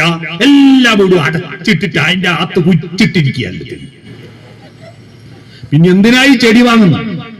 എന്നിട്ട് മനുഷ്യനിൽ വിശ്വാസം ഇല്ലാത്തതുകൊണ്ട് ഒരു നായിനെ വാങ്ങി പോറ്റു. എന്നിട്ട് രാത്രി ഒരു 9:30 ഗേറ്റ് തുറക്കും കേട്ടോ. എന്തിനാന്നറിയോ? ഈ നായിനെ തൂറാൻ കൊണ്ടാക്കാൻ മാത്രം. അത് പഞ്ചായത്ത് റോഡുമ്പോൾ, മുനിസിപ്പൽ റോഡുമ്പോൾ തൂറിക്കൊള്ളുക. മനസ്സ് വളരണം. ശരീരത്തിനാ പ്രാധാന്യം. കഴിഞ്ഞ ശനിയാഴ്ച ഞാൻ പെരുമ്പട്ട പെരുങ്കളിയാട്ടത്തിൽ മഖാമുറൂസും കളിയാട്ടവും ഒരുമിച്ച് നടത്തുന്ന ഒരു വലിയ ഉത്സവം ഉണ്ട് അവിടെ. പെരുമ്പട്ട എന്ന് പറഞ്ഞാൽ കാസർഗോഡ് ജില്ലയിലെ വെസ്റ്റളേരി പഞ്ചായത്തിലും കയ്യൂർ ചീമേനി പഞ്ചായത്തിന്റെയും അതിർത്തിയിൽ. അവിടെ കയ്യൂർ ചീമേനി പഞ്ചായത്ത് പ്രസിഡന്റ് ജാനകി ടീച്ചർ അധ്യക്ഷം വഹിച്ചിട്ടുള്ള ഒരു സാംസ്കാരിക സമ്മേളനം ഉദ്ഘാടനത്തിന് പോയി. പരിപാടി കഴിയുമ്പോൾ 10:30 കഴിഞ്ഞു. ഞാൻ കാറും എടുത്തിട്ട് കണ്ണൂർ വഴി വരുമ്പോ താഴെ ചൊവ്വക്ക് ഭയങ്കര ബ്ലോക്ക്. എന്തെന്നാ ബ്ലോക്ക്? എന്തോ ആക്സിഡന്റ് ആയത്. രാത്രി 12:45 ബ്ലോക്ക്. നോക്കുമ്പോ വണ്ടി കണ്ടമാനം. കുറച്ചും കൂടി മുന്നോട്ട് പോകുമ്പോ വലിയ ക്യൂ. ആ ക്യൂവിൽ മുഴുവൻ ചെറുപ്പക്കാരാ. ഞാൻ ചെയ്തു പുതിയ സിനിമ ഇറങ്ങിയിട്ടുണ്ട്, അവിടെ ഒരു മാളിൽ ഒരു തിയേറ്റർ ഉണ്ടല്ലോ, അത് കാണാനാ. നോക്കുമ്പോ അല്ല, ചെറുപ്പക്കാരെന്തിനാന്നറിയാം? 1000-ഓളം ആളുകളുണ്ട് ചെറുപ്പക്കാർ അവിടെ. 12:45 രാത്രി അവിടെ അന്നൊരു പുതിയ ഹോട്ടൽ തുടങ്ങി. അതിന്റെ പേര് നന്ദി മന്തി എന്നാ. അതില് അന്ന് മന്തിക്ക് പൈസയുള്ളൂ. ഈ പകുതി പൈസന്റെ മന്തി തിന്നാൻ വേണ്ടി രാത്രി 12:45 ചെറുപ്പക്കാർ ക്യൂ നിന്നിരിക്കുന്നു. ജിനേഷ് കുമാർ അരമം എഴുതിയ ഒരു കവിതയുണ്ട്. ഹേ യുവാവേ, നീ എവിടെയാണ്? മരണ വീടിന്റെ മഹാമൗനങ്ങളിലില്ല, കല്യാണ വീടിന്റെ ആഘോഷങ്ങളിലില്ല, വായനശാലയിലെ സർഗാത്മക ചിന്തകളിലില്ല, ഉണ്ടോ? ഗ്രാമത്തിലെ രാഷ്ട്രീയ ചർച്ചകളിലില്ല, സ്നേഹത്തിലില്ല, ദാരിദ്ര്യത്തിലില്ല, ഒന്നുമില്ല. നിന്നെ കാണാൻ കൊതിയാകുന്നു എന്ന് പറഞ്ഞൊരു കവിതയുണ്ട്. അന്ന് ഞാൻ ആ യുവാവിനെ കണ്ടത് മന്തി തിന്നാൻ വേണ്ടി ക്യൂ നിന്നതാ. നിങ്ങൾ ആലോചിച്ചു നോക്കൂ. ഭക്ഷണത്തിന് വേണ്ടി നമ്മൾ ഈ അമ്പലങ്ങളിൽ ഭാഗവത സപ്താഹം നടക്കൂലേ? ചെറുപ്പക്കാരെ മാത്രം കുറ്റം പറയണ്ട. ഭാഗവത സപ്താഹം നടക്കുമ്പോൾ രാവിലെ മുതൽ ഒരാൾ വായിച്ചിട്ട് അർത്ഥം പറയുമ്പോൾ വേറെ ഒരു പണിയും തോരവും ഇല്ലാത്ത ഒരു 50 ആൾ മുമ്പിൽ വന്നിരിക്കും. എന്നാ ഉച്ചക്ക് 1 മണിക്കുണ്ടൊരു തിരക്ക് വരാനല്ലേ? കാരണം ഭക്ഷണശാലയിൽ വിളമ്പാൻ തുടങ്ങുമ്പോഴേക്ക് എന്താ തിരക്ക്. മനുഷ്യനാവുന്നത് എങ്ങനെയാ? നമ്മുടെ ശരീരത്തിന്റെ പ്രക്രിയ നോക്കൂ. ഈ പ്രകൃതി സൃഷ്ടിച്ചിരിക്കുന്നതിൽ നമ്മുടെ ശരീരത്തിലെ ഏറ്റവും പ്രധാനപ്പെട്ട അവയവം ഏതാ? ഏറ്റവും ഉറപ്പുള്ള എല്ല് കൊണ്ട് അത് പൊതിഞ്ഞു വെച്ചിരിക്കുന്നു പ്രകൃതി. ഏറ്റവും ഉറപ്പുള്ള എല്ല് തലയോട്ടിയാണ്. ആ തലയോട്ടി കൊണ്ട് പൊതിഞ്ഞു വെച്ചിരിക്കുന്ന തലച്ചോറാണ് ഏറ്റവും പ്രധാനം. ഏറ്റവും അപ്രധാനമായ അവയവം ഏതാ? എല്ലേ ഇല്ലാണ്ട് വെറും ഇറച്ചി മാത്രമാക്കി വെച്ചിരിക്കുന്ന വയറാണ് പ്രധാനം. ഇതിന്റെ അകത്തും ചോറുണ്ട്, ഇതിന്റെ അകത്തും ചോറുണ്ട്. മേലത്തെ ചോറാണോ താഴത്തെ ചോറാണോ പ്രധാനമെന്ന് തീരുമാനിക്കുമ്പോഴാണ് നിങ്ങൾ മനുഷ്യരാണോ മൃഗമാണോ തീരുമാനിക്കുക. അപ്പോഴാണ് ആത്മവിദ്യാലയമേ. ആ വിദ്യാലയത്തിൽ പഠിക്കണമെങ്കിൽ ഏത് ബസ്സിനാ പോവുക? സ്കൂട്ടറുണ്ട്, ഓട്ടോറിക്ഷ ഉണ്ടാ? ബസ് സ്കൂളിൽ പോകണമെങ്കിൽ ആ സ്കൂളിൽ പോകാനുള്ള ബസ്സാണ് മാനസ സഞ്ചരരേ ബ്രഹ്മണി മാനസ സഞ്ചരരേ. മനസ്സുകൊണ്ട് യാത്ര ചെയ്യണം. ഇപ്പൊ കൊട്ടിയൂർ അടുത്തുമില്ലേ? നിങ്ങൾ കൊട്ടിയൂർ പോയില്ലേ? കൊട്ടിയൂർ പോവാൻ അയ്യല്ലൂരിന്ന് കൊട്ടിയൂർ പോവാൻ നേരെ ശിവപുരത്ത് പോയിട്ടല്ലേ പോവാ? ശിവപുരത്ത് മുക്ക് പോയാൽ മുക്കുന്ന് വലത്തോട്ട് തെറ്റി പാലാച്ചി എത്തി, പാലാച്ചിന്ന് നേരെ എർത്തേങ്കലെത്തി, എർത്തേങ്കിൽ നേരെ നഗറിലെത്തി, നഗറിന് നേരെ മാലൂർ സിറ്റി എത്തി, സിറ്റി കഴിഞ്ഞിട്ട് പിന്നെ അപ്പുറത്ത് ഒരു UP സ്കൂളിലെ സ്ഥലം ഉണ്ടല്ലോ, പനമ്പറ്റ സ്കൂളും കഴിഞ്ഞിട്ട് തൃക്കിടാരി പോയിലും കഴിഞ്ഞിട്ട് പിന്നെ തോലമ്പ്ര സ്കൂളും കഴിഞ്ഞ് ശാസ്ത്രി നഗറും കഴിഞ്ഞിട്ട് നേരെ പോയിട്ട് തറ്റിയാട് കഴിഞ്ഞ് വെള്ളർവള്ളി എത്തി. വെള്ളർവള്ളിയിൽ നിന്ന് നേരെ പോയാൽ പേരാവൂർ ടൗണിലെത്തി. ആടുന്ന് ഇടത്തോട്ട് തെറ്റിയാൽ നേരെ തൊണ്ടിയിലെത്തി. തൊണ്ടിയിൽ നിന്ന് ഇടത്തോട്ട് തെറ്റിയാൽ മണത്തണ എത്തി. മണത്തണന്ന് നേരെ പോയാൽ കണിച്ചാറെത്തി. കണിച്ചാർന്ന് നേരെ പോയാൽ മഞ്ഞളാമ്പറമ്പ്, കേളകം കഴിഞ്ഞാൽ ചുങ്കക്കുന്ന് കഴിഞ്ഞാൽ നീണ്ടു നോക്കി കഴിഞ്ഞാൽ പാമ്പർപ്പാൻ പാലവും കഴിഞ്ഞിട്ട് കൊട്ടിയൂർ എത്തിയ കൊട്ടിയൂർ ഇറങ്ങിയിട്ട് ചെരുപ്പെല്ലാം വണ്ടി തന്നെ അയച്ചിട്ടിട്ട് മെല്ലെ പോയിട്ട് പാലവും കടന്ന് അപ്പുറം പോയി പുഴയിലെ ഉടുത്തേനാലെ മുങ്ങിയിട്ട് ചെറിയ കല്ലെടുത്ത് വലിയ കല്ലുമ്മൽ വരച്ചിട്ട് അയിമല ചാന്തെടുത്ത് നെറ്റിക്ക് വരട്ടിയിട്ട് നേരെ തിരുവഞ്ചിറ ചുറ്റി അമ്മാർക്കൽ ദാക്ഷായണി ദേവിക്ക് മണ്ണാരവും ബലിക്ക് തിരിച്ചു വന്ന് ബിംബവും തൊഴുതിട്ട് വയ്യോട്ട് നടന്നിട്ട് പുഴയും കടന്നിട്ട് ഇക്കരെ വന്ന് ഇക്കരെ കൊട്ടിയൂരും തൊഴുതിട്ട് വേഗം പോരും.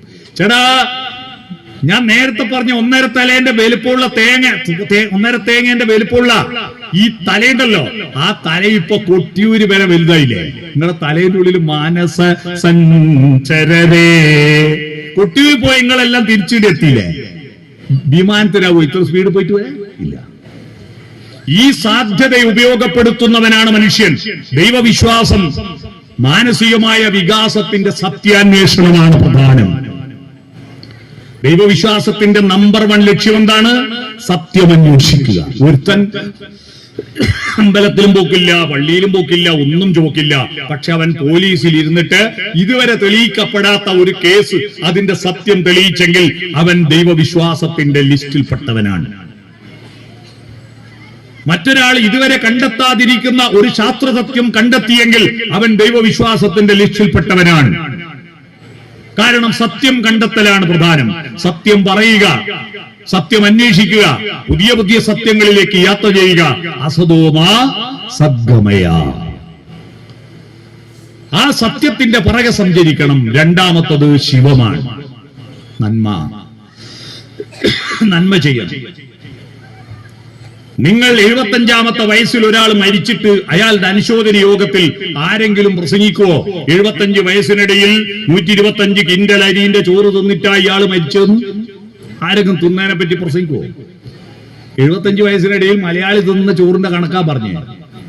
125 കിൻഡൽ കേട്ടോ, 125 കിലോ അല്ലേ, 50 കിലോന്റെ ചാക്കാണെങ്കിൽ 250 ചാക്കും തിന്നിട്ട് ഒരു 10-25 ആളുടെ ഇരിക്കുന്നുണ്ട്. ഇത്ര തിന്നതിന്റെ കണക്കാരും പറയാറില്ല. എന്നാൽ പറയും എന്ത്? അന്ന് കോവിഡ് വന്നപ്പോ കമ്മ്യൂണിറ്റി കിച്ചണിൽ ഭക്ഷണം ഉണ്ടാക്കാൻ, കിറ്റ് ഉണ്ടാക്കാൻ 5 ചാക്ക് അരി ഇദ്ദേഹമായിരുന്നു ഞങ്ങൾക്ക് ആദ്യം ഇറക്കി തന്നത് പറയൂലേ?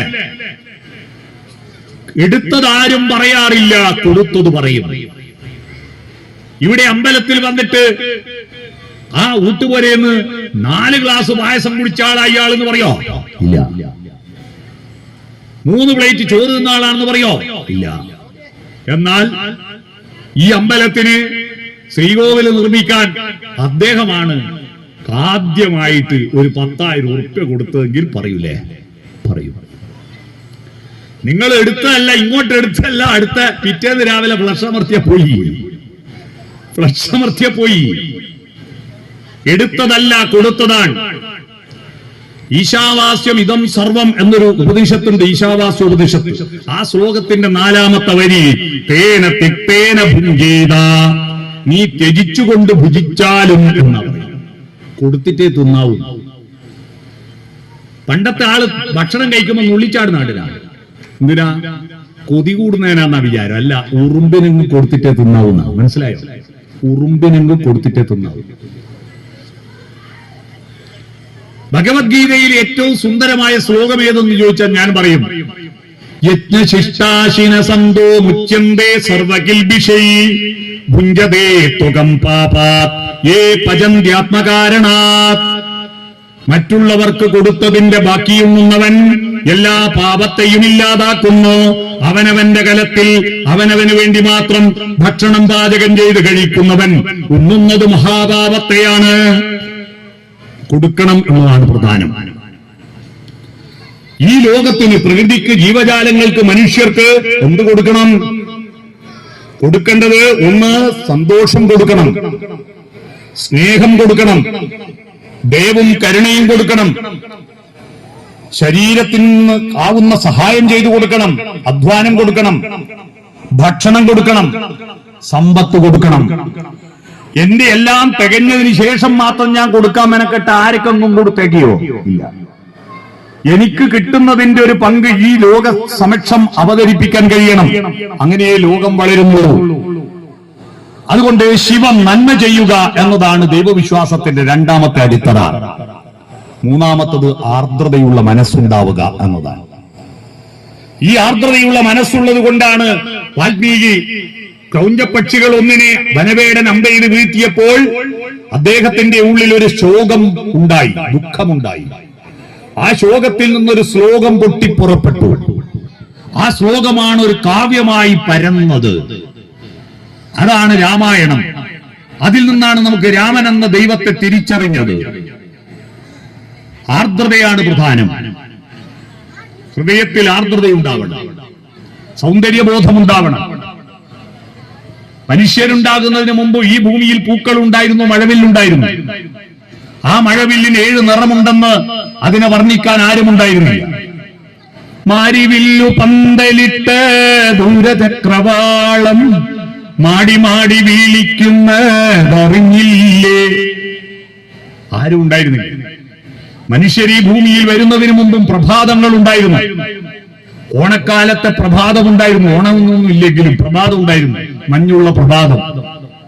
ആ പ്രഭാതത്തെ നോക്കിയിട്ട് ആവണി പൊൻപുലരേ ആനന്ദനീഹാര രത്നബിന്ദുക്കളാലിംഗനം ചെയ്ത പൂവേ അരുണന്റെ രശ്മികൾ നിന്നെ തലോടുമ്പോൾ ആലസ്യമെന്തിനായി എന്ന് എഴുതാനോ പാടാനോ ഒരു യേശുദാസും ഉണ്ടായിരുന്നില്ല. മനുഷ്യർ ഈ ഭൂമിയിൽ വന്നത് ദൈവവിശ്വാസത്തിന്റെ ഏറ്റവും പ്രധാനപ്പെട്ട പ്രത്യേകത. നമ്മളെ തെയ്യങ്ങളെ നോക്കൂ. തെയ്യങ്ങൾ എത്ര കലകളുടെ സംഗമമാണ്. തറക്കും തെയ്യത്തിന് പോകുന്നില്ലേ? നേർച്ച കൊടുക്കാൻ മാത്രമല്ല, അതിൽ മനോഹരമായ സാഹിത്യമാണ് അതിന്റെ തോറ്റംപാട്ടുകൾ, മനോഹരമായ സംഗീതമാണ് അതിന്റെ ചീനിവിളി, മനോഹരമായ താളം അതിലില്ലേ, ചെണ്ട, ഇലത്താളം, മനോഹരമായ നൃത്തമില്ലേ, താണ്ഡവം, മനോഹരമായ ചിത്രമില്ലേ, പുകയൽ തണ്ട് പോലെ ഉള്ള തെയ്യം കെട്ടുന്ന പണിക്കറ് ഇതെല്ലാം കെട്ടി ഇങ്ങ് പുറത്തു വരുമ്പോഴേക്ക് എന്തൊരു സൗന്ദര്യമാണ്. അത് ചിത്രകലയുടെ സൗന്ദര്യമാണ്. അതിന്റെ വേഷഭൂഷാദികളായിരിക്കുന്ന അതിന്റെ അലങ്കാരങ്ങൾ, ആഹാര്യം, അതിന്റെ ഭാവഹാവാദികൾ, നാട്യം, എത്ര കലകളുടെ കേന്ദ്രമാണ് ഒരു തെയ്യം. കലാ മനസ്സിലുള്ളവന് മാത്രമേ ഇത് ആസ്വദിക്കാൻ പറ്റൂ. സംഗീതമില്ലെങ്കിൽ ദൈവമുണ്ടോ? മന്ത്രങ്ങളെല്ലാം സംഗീതമല്ലേ? മലയാള ഭാഷയിലെ ആദ്യത്തെ സാഹിത്യകൃതി ശ്രീരാമകവിയുടെ രാമചരിതം പാട്ടാണ്. അതിൽ നിന്നാണ് നമുക്ക് രാമൻ എന്ന ദൈവത്തെ പാട്ടിൽ നിന്നാണ് കിട്ടിയത്. കൃഷ്ണനെ കിട്ടിയത് ചെറുശ്ശേരിയുടെ കൃഷ്ണപ്പാട്ട്, കൃഷ്ണഗാഥയിൽ നിന്നാണ്. ആധ്യാത്മിക തത്വങ്ങൾ നമുക്ക് കിട്ടിയത് എഴുത്തച്ഛന്റെ കിളിപ്പാട്ടിൽ നിന്നാണ്. പാട്ടില്ലെങ്കിൽ നമുക്ക്, സാഹിത്യകൃതികളില്ലെങ്കിൽ നമുക്ക് ദൈവത്തെ ലഭിക്കുമോ? ആചാര്യവിവർമ്മയെ പോലുള്ള ചിത്രകാരന്മാർ വരച്ചില്ലെങ്കിൽ നമുക്ക് ഈ ചിത്രം മനസ്സിലാവോ? മഹാഭാരതം കിളിപ്പാട്ടിൽ കർണപർവത്തിൽ പാർത്ഥസാരഥിയായി തേര് തെളിക്കുന്ന കൃഷ്ണനെ എഴുത്തച്ഛൻ വർണ്ണിക്കുന്നത് നിരന്ന പീലികൾ നിരക്കവേ കുത്തി നെറുകയിൽ കൂട്ടി തിറമുടുകെട്ടി കരിമുകിയിലൊത്ത ചിഗൂരഭാരവും മണികൾ മിന്നുന്ന മണിക്കിരീടവും. ഈ വർണ്ണന കേട്ടിട്ട് ചിത്രകാരന്റെ മനസ്സിൽ ആ രൂപമുണ്ടാവുകയും അയാൾ വരച്ചു വെക്കുകയും ചെയ്ത് ശിവകാശിയിൽ നിന്ന് പ്രിന്റ് ചെയ്തല്ലേ നമ്മുടെ ദൈവങ്ങളുടെ ചിത്രങ്ങളെല്ലാം. അല്ലാതെ മഹാവിഷ്ണു സെൽഫി എടുത്തയച്ച, ശിവൻ സെൽഫി എടുത്തയച്ച അല്ല. മനോഹരമായ കലയാണ്, ചിത്രകലയാണ് ചിത്രങ്ങൾ, ശില്പകലയാണ് വിഗ്രഹങ്ങൾ, അല്ലേ? കലയില്ലാതെ ദൈവമില്ല, പുസ്തകമില്ലാതെ ദൈവമില്ല. പക്ഷെ ഇപ്പോൾ അമ്പലങ്ങൾ വളരുന്നു, പ്രാർത്ഥനകൾ വളരുന്നു, ഉത്സവം വളരുന്നു, പക്ഷെ പുസ്തകങ്ങൾ വേണ്ട, അല്ലെ? കല്യാണം കഴിക്കുമ്പോ പഞ്ചായത്തിൽ മുനിസിപ്പാലിറ്റിയിൽ എഗ്രിമെന്റിൽ ഒപ്പിടുമ്പോ ഇനി ഞാൻ മരണം വരെ പുസ്തകം വായിക്കൂല എന്ന് എഴുതി കൊടുത്ത മട്ടിലാണ്. കല്യാണം കഴിഞ്ഞാൽ പിന്നെ പുസ്തകം ഇല്ല, അല്ലേ? എന്താ അത്? വിവാഹം കഴിഞ്ഞതിന് ശേഷം ഒരു 5 പുസ്തകങ്ങൾ വായിച്ചവരൊന്ന് കൈപൊക്കിയ. ഒരാള് കൈപൊക്കിയിട്ടുണ്ട്. 3, 4, 5, 6, 7, 8 ആള്. ഇവിടെ 500 ആളുണ്ട്, 8 ആളാ പുസ്തകം വായിച്ചു. ബാക്കിയുള്ള ആൾക്ക് എന്താ അലർജിയാണ്. പുസ്തകം തുറക്കുമ്പം തുമ്മും പോലും അലർജി. വേർപ്പിന്റെ അലർജി ഇല്ല കുറെ ആളില്ലേ? പണിയെടുക്കുമ്പോ വേർപ്പ് അലർജിയാണ്. അതുപോലെ പുസ്തകം തൊടുമ്പോ അലർജി. എന്നിട്ട് ചെറുപ്പക്കാരെ കുറ്റം പറയാൻ നിങ്ങൾക്ക് എന്ത് അധികാരം? നിങ്ങളെ കണ്ടിട്ടല്ലേ കുട്ടികൾ പഠിക്കണ്ടേ? അക്ഷരങ്ങളിൽ നിന്നാണ്. 51 അക്ഷരാളി എന്നാണല്ലോ നമ്മള് ഭഗവതിയെ വിളിക്കുന്നത്. അക്ഷരങ്ങളില്ലെങ്കിൽ എന്ത് ദൈവം? ആ ദൈവങ്ങൾ അക്ഷരവും പുസ്തകവുമാണ് പ്രധാനം. ആ പുസ്തകങ്ങൾ വേണം, നാടകങ്ങൾ വേണം, കവിതകൾ വേണം, കഥകൾ വേണം, സൗന്ദര്യബോധം വേണം കുട്ടികൾക്ക്.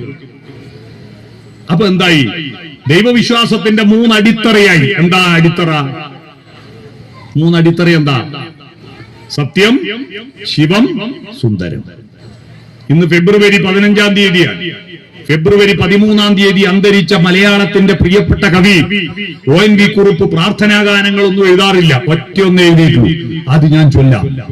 അതിങ്ങനെയാണ്: പൊൽത്തിങ്കൽക്കല പൊട്ടുതൊട്ട ഹിമവൽ ശൈലാഗ്രശൃംഗത്തിൽ വെൺകൊറ്റപ്പുങ്കുട പോൽ വിടർന്ന വിമലാകാശാന്തരംഗങ്ങളിൽ നൃത്തധൂർജടി ഹസ്തമാർന്ന തുടിതൻ ഉത്താളടുണ്ടും രവം തത്വത്തിൻ പൊരുളാലപിപ്പു മധുരം സത്യം ശിവം സുന്ദരം.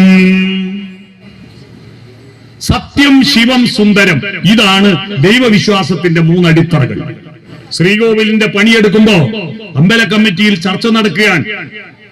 കുയ്യാട്ട, അസ്ഥിവാരം എന്തായിരിക്കണം? കരിങ്കല്ല് വേണോ, ചെങ്കല്ല് വേണോ, കാട്ടുകല്ല് വേണോ? അപ്പൊ ഒരാൾ അഭിപ്രായം പറഞ്ഞു, ഈ മണ്ണിന്റെ ഉള്ളിൽ കുഴിച്ചിടുന്ന ഇത്ര നല്ല കുയ്യാട്ടൊന്നും വേണ്ടപ്പ. ആര് കാണാനാ?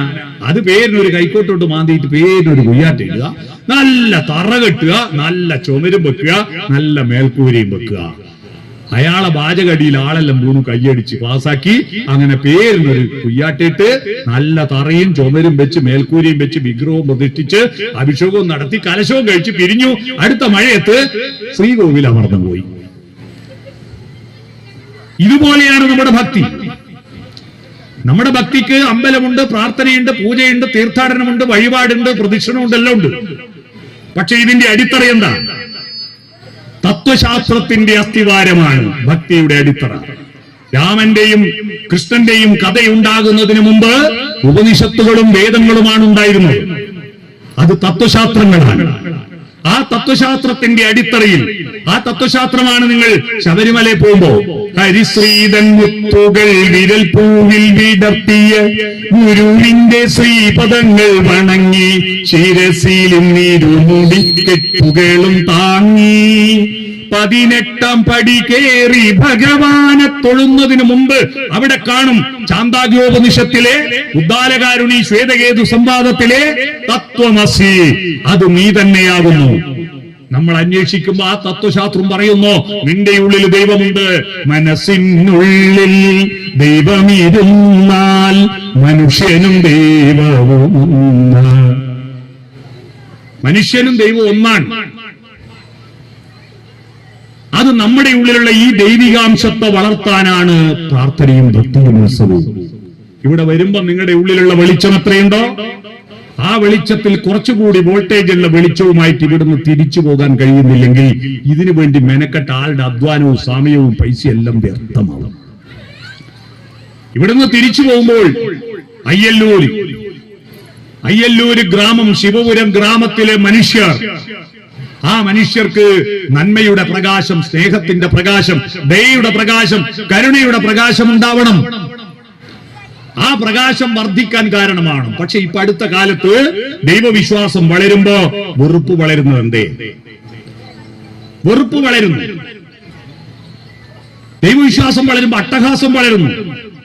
രാമരാമ എന്ന് സമാധാനത്തിൽ ജപിച്ചതിന് പകരം ജയ് ശ്രീറാം, അല്ലാഹു അക്ബർ അട്ടഹസിക്കുന്നു. ദൈവവിശ്വാസം ദൈവത്തിന്റെ പേര് പറഞ്ഞ് മറ്റുള്ളവരെ ഭയപ്പെടുത്തുന്നതാണോ? മറ്റുള്ളവർക്ക് ശാന്തനാക്കലാണ്. ഓം ശാന്തി ശാന്തി ശാന്തി എന്ന് പറയുന്ന ദൈവവിശ്വാസം ശാന്തിക്ക് പകരം കലാപവും വെറുപ്പവും ഉണ്ടാക്കുന്ന വിധത്തിലേക്ക് മാറുന്നതെന്തേ? ഈ ദൈവവിശ്വാസത്തിന്റെ അന്തരാർത്ഥം അറിയില്ല. ദൈവത്തെ ഉപയോഗിച്ചാൽ പണവും അധികാരവും ലഭിക്കുവാനുള്ള സൂത്രപ്പണിയായിട്ട് ദൈവത്തെ ഉപയോഗിക്കലല്ല. ഇവിടുത്തെ മനുഷ്യരുടെ ആന്തരികമായ വികാസം ശിവമുണ്ടാക്കലാണ് ദൈവവിശ്വാസത്തിന്റെ പരമപ്രധാനമായ ലക്ഷ്യം. ആ ലക്ഷ്യം നടപ്പിലാക്കാൻ ഇവിടുത്തെ ഉത്സവവും അവിടുത്തെ കലാപരിപാടികളും പ്രാർത്ഥനകളും ഒക്കെ മാറണം. ഇവിടുത്തെ വെളിച്ചം കത്തിക്കുന്ന തിരികളുടെ എണ്ണം കൂടുമ്പോ നിങ്ങളുടെ മനസ്സിലും ഹൃദയത്തിലും കത്തുന്ന തിരികളുടെ എണ്ണം കൂടണം. അങ്ങനെ കൂടി നല്ല മനോഹരമായ മനുഷ്യരും പരസ്പരം സ്നേഹിക്കുന്ന, നമ്മളെ അറിയാത്തവരും നാം അറിയാത്തവരുമായ നാട്ടുകാരുണ്ടാവരുത്. നമുക്കെല്ലാവർക്കും എല്ലാവരെയും അറിയുന്ന, മനസ്സിനെ വളർത്തുന്ന ഒരു ഗ്രാമമായി ഇതിന് മാറണം. അതിന് മനസ്സ് വളർത്താൻ നല്ല സോഫ്റ്റനായ ബന്ധങ്ങൾ, പ്രകൃതിയോടും ദൈവത്തോടും മനുഷ്യരോടും. സോഫ്റ്റനായ ചപ്പാത്തിയും സോഫ്റ്റനായ ഇഡ്ഡലിയും പോരാ, സോഫ്റ്റനായ ബന്ധങ്ങൾ ഉണ്ടാവണം. എങ്ങനെയത് സോഫ്റ്റനാകാൻ? ഒന്ന് സ്മൈൽ, പുഞ്ചിരിക്കുക. പുഞ്ചിരിക്കാൻ അറിയുന്ന ഒരേ ഒരു ജന്തു മനുഷ്യനല്ലേ? പുഞ്ചിരിക്കൂ. നിങ്ങൾ പുഞ്ചിരിച്ചാ പോരാ, നിങ്ങളുടെ വീട് പുഞ്ചിരിക്കണം. വീടിന്റെ ചുണ്ടാണ് മുന്നിലത്തെ വാതില്, അതൊന്ന് തുറക്കണം. എന്മന്ദഹാസം ചന്ദ്രികയായെങ്കിൽ എന്നും പൗർണമി വിടർന്നേ. ഈ ഉത്സവ പറമ്പിൽ ചില ആൾ വരും, വീട്ടിൽ നിന്ന് എടുത്തിട്ട് ഈ കസേരമ കൊണ്ടേക്കും ചന്തി, എന്നിട്ട് വീടിന്ന് എടുത്തിട്ട് വീട്ടിൽ കൊണ്ടേക്കും. ഒരക്ഷര അപ്പുറം ഇപ്പുറമുള്ള ആളോട് മിണ്ടില്ല. പിന്നെ എന്ത് കുന്തത്തിനെങ്കിൽ പോയിരുന്നു? ഒന്ന് അങ്ങോട്ടും ഇങ്ങോട്ടും ഹൃദയം തുറന്ന് വർത്തമാനം പറയണ്ടേ? ഒന്ന് മിണ്ടണം. വീട്ടിൽ മൊബൈൽ ഫോണും ടിവിയും കൂട്ടിയിട്ട് വീട്ടിൽ സീനിയർ മോസ്റ്റ് ഏറ്റവും പ്രായമുള്ള ആൾ ഇരിക്കുന്നത് എവിടെയാണോ അവിടെ ഇരുന്ന് വർത്താനം പറയണം. നിങ്ങൾ അറിയത്തുന്ന അങ്ങ് അടിച്ചളക്കും. ആത്തൊരു മനുഷ്യനുണ്ടാവും കിടന്നിട്ട്. ഓർക്കും ഉണ്ടാവില്ല ഈ പറയുന്ന ഒന്നാന്ന് കേൾക്കണമെന്ന്. ആർക്കൊന്നും അഭിപ്രായം ഒന്നും പറയാൻ പറ്റുന്നില്ലെങ്കിൽ ഓരോന്ന് കേട്ടൂടെ? നിങ്ങൾക്ക് ഏറ്റവും അവർക്ക് ചെയ്യാൻ പറ്റിയത് നിങ്ങളെ വർത്താനവും ചർച്ചയല്ല, അവരുടെ അടുത്ത് പോയിരുന്നു പറയാ. കുഴപ്പമുണ്ട് കാടപ്പുണ്ടാകുന്ന ആരെന്ന് വർത്താനം എന്താ? അതാരാ പോന്ന്? അത് ഗോപാലാട്ട, മഹാവൃത്തിയാട്ടനാട്ടാ. മുനിസിപ്പൽ കൗൺസിലർ ഒരു ചുക്കിന് പോലില്ല. ചെയർമാൻ അയ്യോ പോക്ക്, MLA മഹാബദ്ധം, മന്ത്രിമാരെല്ലാം ഭക്ഷണന്മാര്, മുഖ്യമന്ത്രി ഭീകരൻ, എല്ലാരും മോശം. ഒരാളെ ഉള്ളു ലോകത്ത് നല്ല, അതാരാ? ഞാൻ മാത്രം. ഇത് കേട്ട് കേട്ട് നമ്മളെ കുഞ്ഞുമക്കളെല്ലാം മനോഭാവമായിട്ട് എന്താന്ന് പറയുക, I am okay, you are not okay. ഞാൻ മാത്രം ശരി, നീ ഒന്നും ശരിയല്ല. ഇതാ മനോഭാവം. ഈ മനോഭാവം വെച്ചിട്ടാണ് കല്യാണം കഴിഞ്ഞാൽ ചെക്കനും പറയും I am okay, you are not okay, പെണ്ണും പറയും I am okay, you are not okay. അപ്പൊ ഡൈവോഴ്സ് ആവും. എന്നാൽ I am okay, you are okay, ഞാനും കുഴപ്പമില്ല നീയും കുഴപ്പമില്ല എന്ന് രണ്ടാളും ചിന്തിച്ചിട്ടുണ്ട്, ഒരു കുഴപ്പമില്ല. അത്തരത്തിലുള്ള മനോഭാവം വളർത്താൻ നെഗറ്റീവ് വർത്താനല്ല, നന്മ കാട്ടിക്കൊടുക്ക്. പരുക്കനാണ് ഈ ലോകം പക്ഷേ ആരാമങ്ങളുമുണ്ടിവിടെ എന്ന സുഗതകുമാരി ടീച്ചറുടെ വരികൾക്കും എന്താ വേണ്ട. മാങ്ങയും ചക്കയും കൂടുമ്പോ മാവിന്റെയും പ്ലാവിന്റെയും കൊമ്പ് താഴോട്ട് താവോ മേലോട്ട് പൊങ്ങോ? എന്റെ നാട് തൊടിക്കളത്ത്, കണ്ണോത്തുനിന്ന് തൊടിക്കളത്തേക്ക് ബസ് ഓടുമ്പോ ഈ സമയമായാല് ബസിന്റെ ഡ്രൈവർമാർ താഴോത്തോട്ട് നോക്കിയാൽ പോരാ, മേലോട്ട് നോക്കണം. എന്താണെന്നറിയോ? മൈസൂരട്ട് പറമ്പിലെ ഒരുപാട് പൂർത്തിക്കൊമ്പുണ്ട് അതിന്റെ റോഡിന്റെ മേലെ. ഈ അണ്ടി കനത്തിട്ട് ഇതെല്ലാം താഴോട്ട് താവും. ഇതിന്റെ ഗ്ലാസ് അടിച്ച് പൊട്ടിപ്പോന്നുകൊണ്ട് ഇവര് തായും നോക്കണം മേലെയും നോക്കണം. അറിവും സമ്പത്തും കൂടുമ്പോ മേലോട്ട് ഒരു അഹന്തയല്ല, വിനയം കാണിക്കും, മുന്നോട്ട് കുനിയൂ. അടുത്ത ടച്ച് കുട്ടികളെ തൊടണം. പഞ്ചേന്ദ്രിയങ്ങളിൽ കണ്ണ്, മൂക്ക്, നാക്ക്, കാത് മാത്രമല്ല ത്വക്ക് മനസ്സിന്റെ മതിലല്ലേ. സന്തോഷമോ നിർവൃതിയോ അനുഭൂതിയോ അത്ഭുതം ഉണ്ടായാൽ രോമങ്ങളെല്ലാം എണീറ്റ് നിൽക്കൂലേ? അതിന്റെ പേരെന്താ? രോമാഞ്ചം അല്ലേ? രോമം ഇല്ലാത്താക്ക് തോലാഞ്ചവും ഉണ്ടാവും. അവിടെ ഒന്ന് തൊടണം. അവിടെയാ സ്നേഹഗ്രന്ഥി. കെട്ടിപ്പിടിക്ക്, മുത്തം കൊടുക്ക്. അവിടെയാണ് ശിവനെയും പാർവതിയെയും എല്ലാ അച്ഛനമ്മമാരും അനുകരിക്കേണ്ടത്. ശിവന്റെ കഥയിൽ ശിവപാർവതിമാരുടെ വിവാഹം കഴിഞ്ഞിട്ടുള്ള പ്രണയം, രാധാകൃഷ്ണ പ്രണയവും ശിവപാർവതിമാരുടെ പ്രണയവും മനസ്സിലാക്കണം. പ്രണയം എന്ന് പറഞ്ഞാൽ വിവാഹം വരെയുള്ള തരികിടയല്ല. വിവാഹം മുതൽ ആരംഭിച്ച് മരണം വരെ പുഷ്പിക്കേണ്ടതാണ് പ്രണയം. വിവാഹം കഴിഞ്ഞിട്ട് ഭാര്യയും ഭർത്താവും അടുത്തിരുന്ന് ചുമലിൽ കൈവച്ചിട്ടോ കൈകൾ കോർത്തു പിടിച്ചോ സ്നേഹ സംഭാഷണങ്ങൾ ഏർപ്പെടുന്നത് കണ്ടാൽ കുട്ടികൾക്ക് നല്ല സങ്കല്പമുണ്ടാകും. ഇത് ബെഡ്റൂമിൽ ഭയങ്കര ഐക്യമായിരിക്കും, നാട്ടുകാരുടെ മുമ്പിൽ കുട്ടികളുടെ മുമ്പിൽ കീരിമൂർക്കനായിട്ട് എന്ത് കാര്യം? അതുകൊണ്ട് ടച്ച് വേണം. അതുകൊണ്ട് ശിവപാർവതിമാരുടെ പ്രണയ സങ്കല്പം അത് നിങ്ങൾ അനുവർത്തിച്ച് ഭാര്യാഭർത്താക്കന്മാരുടെ പ്രണയം ടച്ച് വേണം, ഹൃദയത്തിൽ തൊടണം. കണ്ണിൽ നോക്കി വർത്തമാനം പറയണം. മക്കളുടെ കണ്ണിൽ നോക്കാൻ അച്ഛനമ്മമാർക്ക് കഴിയാത്തതിന്റെ പേരിൽ ഇന്ത്യ രാജ്യത്തൊരു മഹാദുരന്തമുണ്ടായി, ഓർമ്മയുണ്ടോ? അതാണ് മഹാഭാരത യുദ്ധം. മഹാഭാരത യുദ്ധത്തിന് കാരണക്കാരാരാ? കൗരവന്മാരൊന്നും മോശക്കാരായിരുന്നില്ല, നല്ല കുട്ടികളായിരുന്നു. മൂത്തവന്റെ പേരെന്താണെന്നറിയോ? ദുര്യോധനൻ എന്നല്ല, സുയോധനൻ എന്ന്. ആ സുയോധനൻ ദുഷിച്ചു ദുര്യോധനും ദുഷിച്ചു ദുശാസനും ദുഷിച്ചു ദുഷ്യനുമായി. എന്തേ? അച്ഛൻ ധൃതരാഷ്ട്ര കണ്ണ് കാണൂല ജന്മന, എന്നാ ഗാന്ധാരിക്ക് കണ്ണ് കാണുമല്ലോ. എന്നാൽ വിവാഹ പന്തലിൽ കയറിയതാണ് അറിയുന്നത് ഗാന്ധാരി തന്റെ ഭർത്താവ് അന്ധനാണ്. തന്നെ ചതിച്ചു കുടുംബക്കാരെല്ലാം കൂടി ദേഷ്യം വന്നിട്ട് മന്ത്രകോടിയെടുത്ത് കണ്ണ് കെട്ടി ശപഥം ചെയ്തു, തന്റെ ഭർത്താവിന് കാണാൻ പറ്റാത്ത ലോകം ഇനി ഞാനും കാണൂല. 100 ആണിനെയും പറ്റൂ, 1 പെണ്ണിനെയും പറ്റൂ. ഒന്നിനെ പോലും അച്ഛനും കണ്ടില്ല, അമ്മയും കണ്ടില്ല. 100 പടഞ്ഞു മരിച്ചു അല്ലേ? 100 പടഞ്ഞു മരിച്ചില്ലേ? അവസാനം പുത്രവിയോഗ ദുഃഖത്തിൽ കാട്ടിലേക്ക് പോയിട്ട് കാട്ടുതീയിൽപ്പെട്ട് പച്ചക്ക് കൊണ്ട് മരിച്ചു. ഭർത്താവിന് കണ്ണ് കാണുന്നില്ലേ? ഭാര്യ ഭർത്താവിന്റെ കണ്ണാവണമെന്നുള്ളൊരു പാട്ട് കേട്ടിട്ടുണ്ടോ? കണ്ണ് കാണാത്ത ഭർത്താവും കണ്ണ് കാണുന്ന ഭാര്യയും കൂടി പാടിയ പാട്ട് ഓർമ്മയുണ്ടോ? കൺമണി നീയൻ കരം പിടിച്ചാൽ കണ്ണുകളെന്തിനു വേറെ, എനിക്ക് കണ്ണുകളെന്തിനു വേറെ. ഇപ്പൊ ഭാര്യ എന്താ പാടിയത്? കാണാനുള്ളത് കരളിൽ പകരാൻ ഞാനുണ്ടല്ലോ ചാരെ, കണ്ണായി ഞാനുണ്ടല്ലോ ചാരെ. പരസ്പര ബഹുമാനത്തിന്റെ ബോഡി ലാംഗ്വേജ് തലകുലുക്കണം. ഭാര്യയും ഭർത്താവും എന്തെങ്കിലും പറഞ്ഞാൽ, അല്ല ഭാര്യയും മക്കളും എന്തോ പറഞ്ഞാൽ അത് ശരിയാണെങ്കിൽ ശരിയാ, തലകുലുക്കുക. ഇത് പല വീട്ടിലും ഗൃഹനാഥന്മാരാരാ? പൽവാൾ ദേവൻ. ബാഹുബലിയിലെ ഭാര്യ മക്കളോ കട്ടപ്പ അടിമ. ചായ ചോറ്, ഞാൻ ആ വീടെടുത്ത് ഞാൻ അരി വാങ്ങുന്ന ഞാൻ ആരാ? എന്തിനാണ്? വീട്ടിൽ കയറുമ്പോ ചെരിപ്പയച്ചിടുന്ന കൂട്ടത്തിൽ നമ്മുടെ ഈഗോ എല്ലാം അയച്ചാടെ ഇട്ടിട്ട് സ്വപ്നങ്ങൾ അലങ്കരിക്കും നമ്മുടെ വീടു കണ്ട് സ്വർഗം നാണിക്കുന്നു.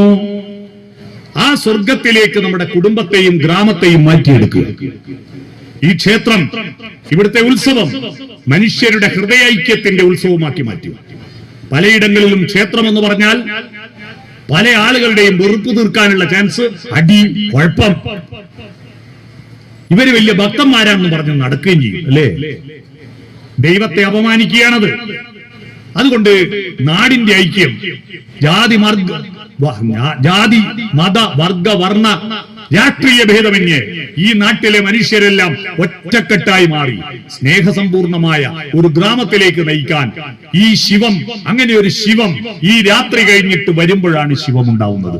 രാത്രി കഴിഞ്ഞിട്ടാണ് ശിവം.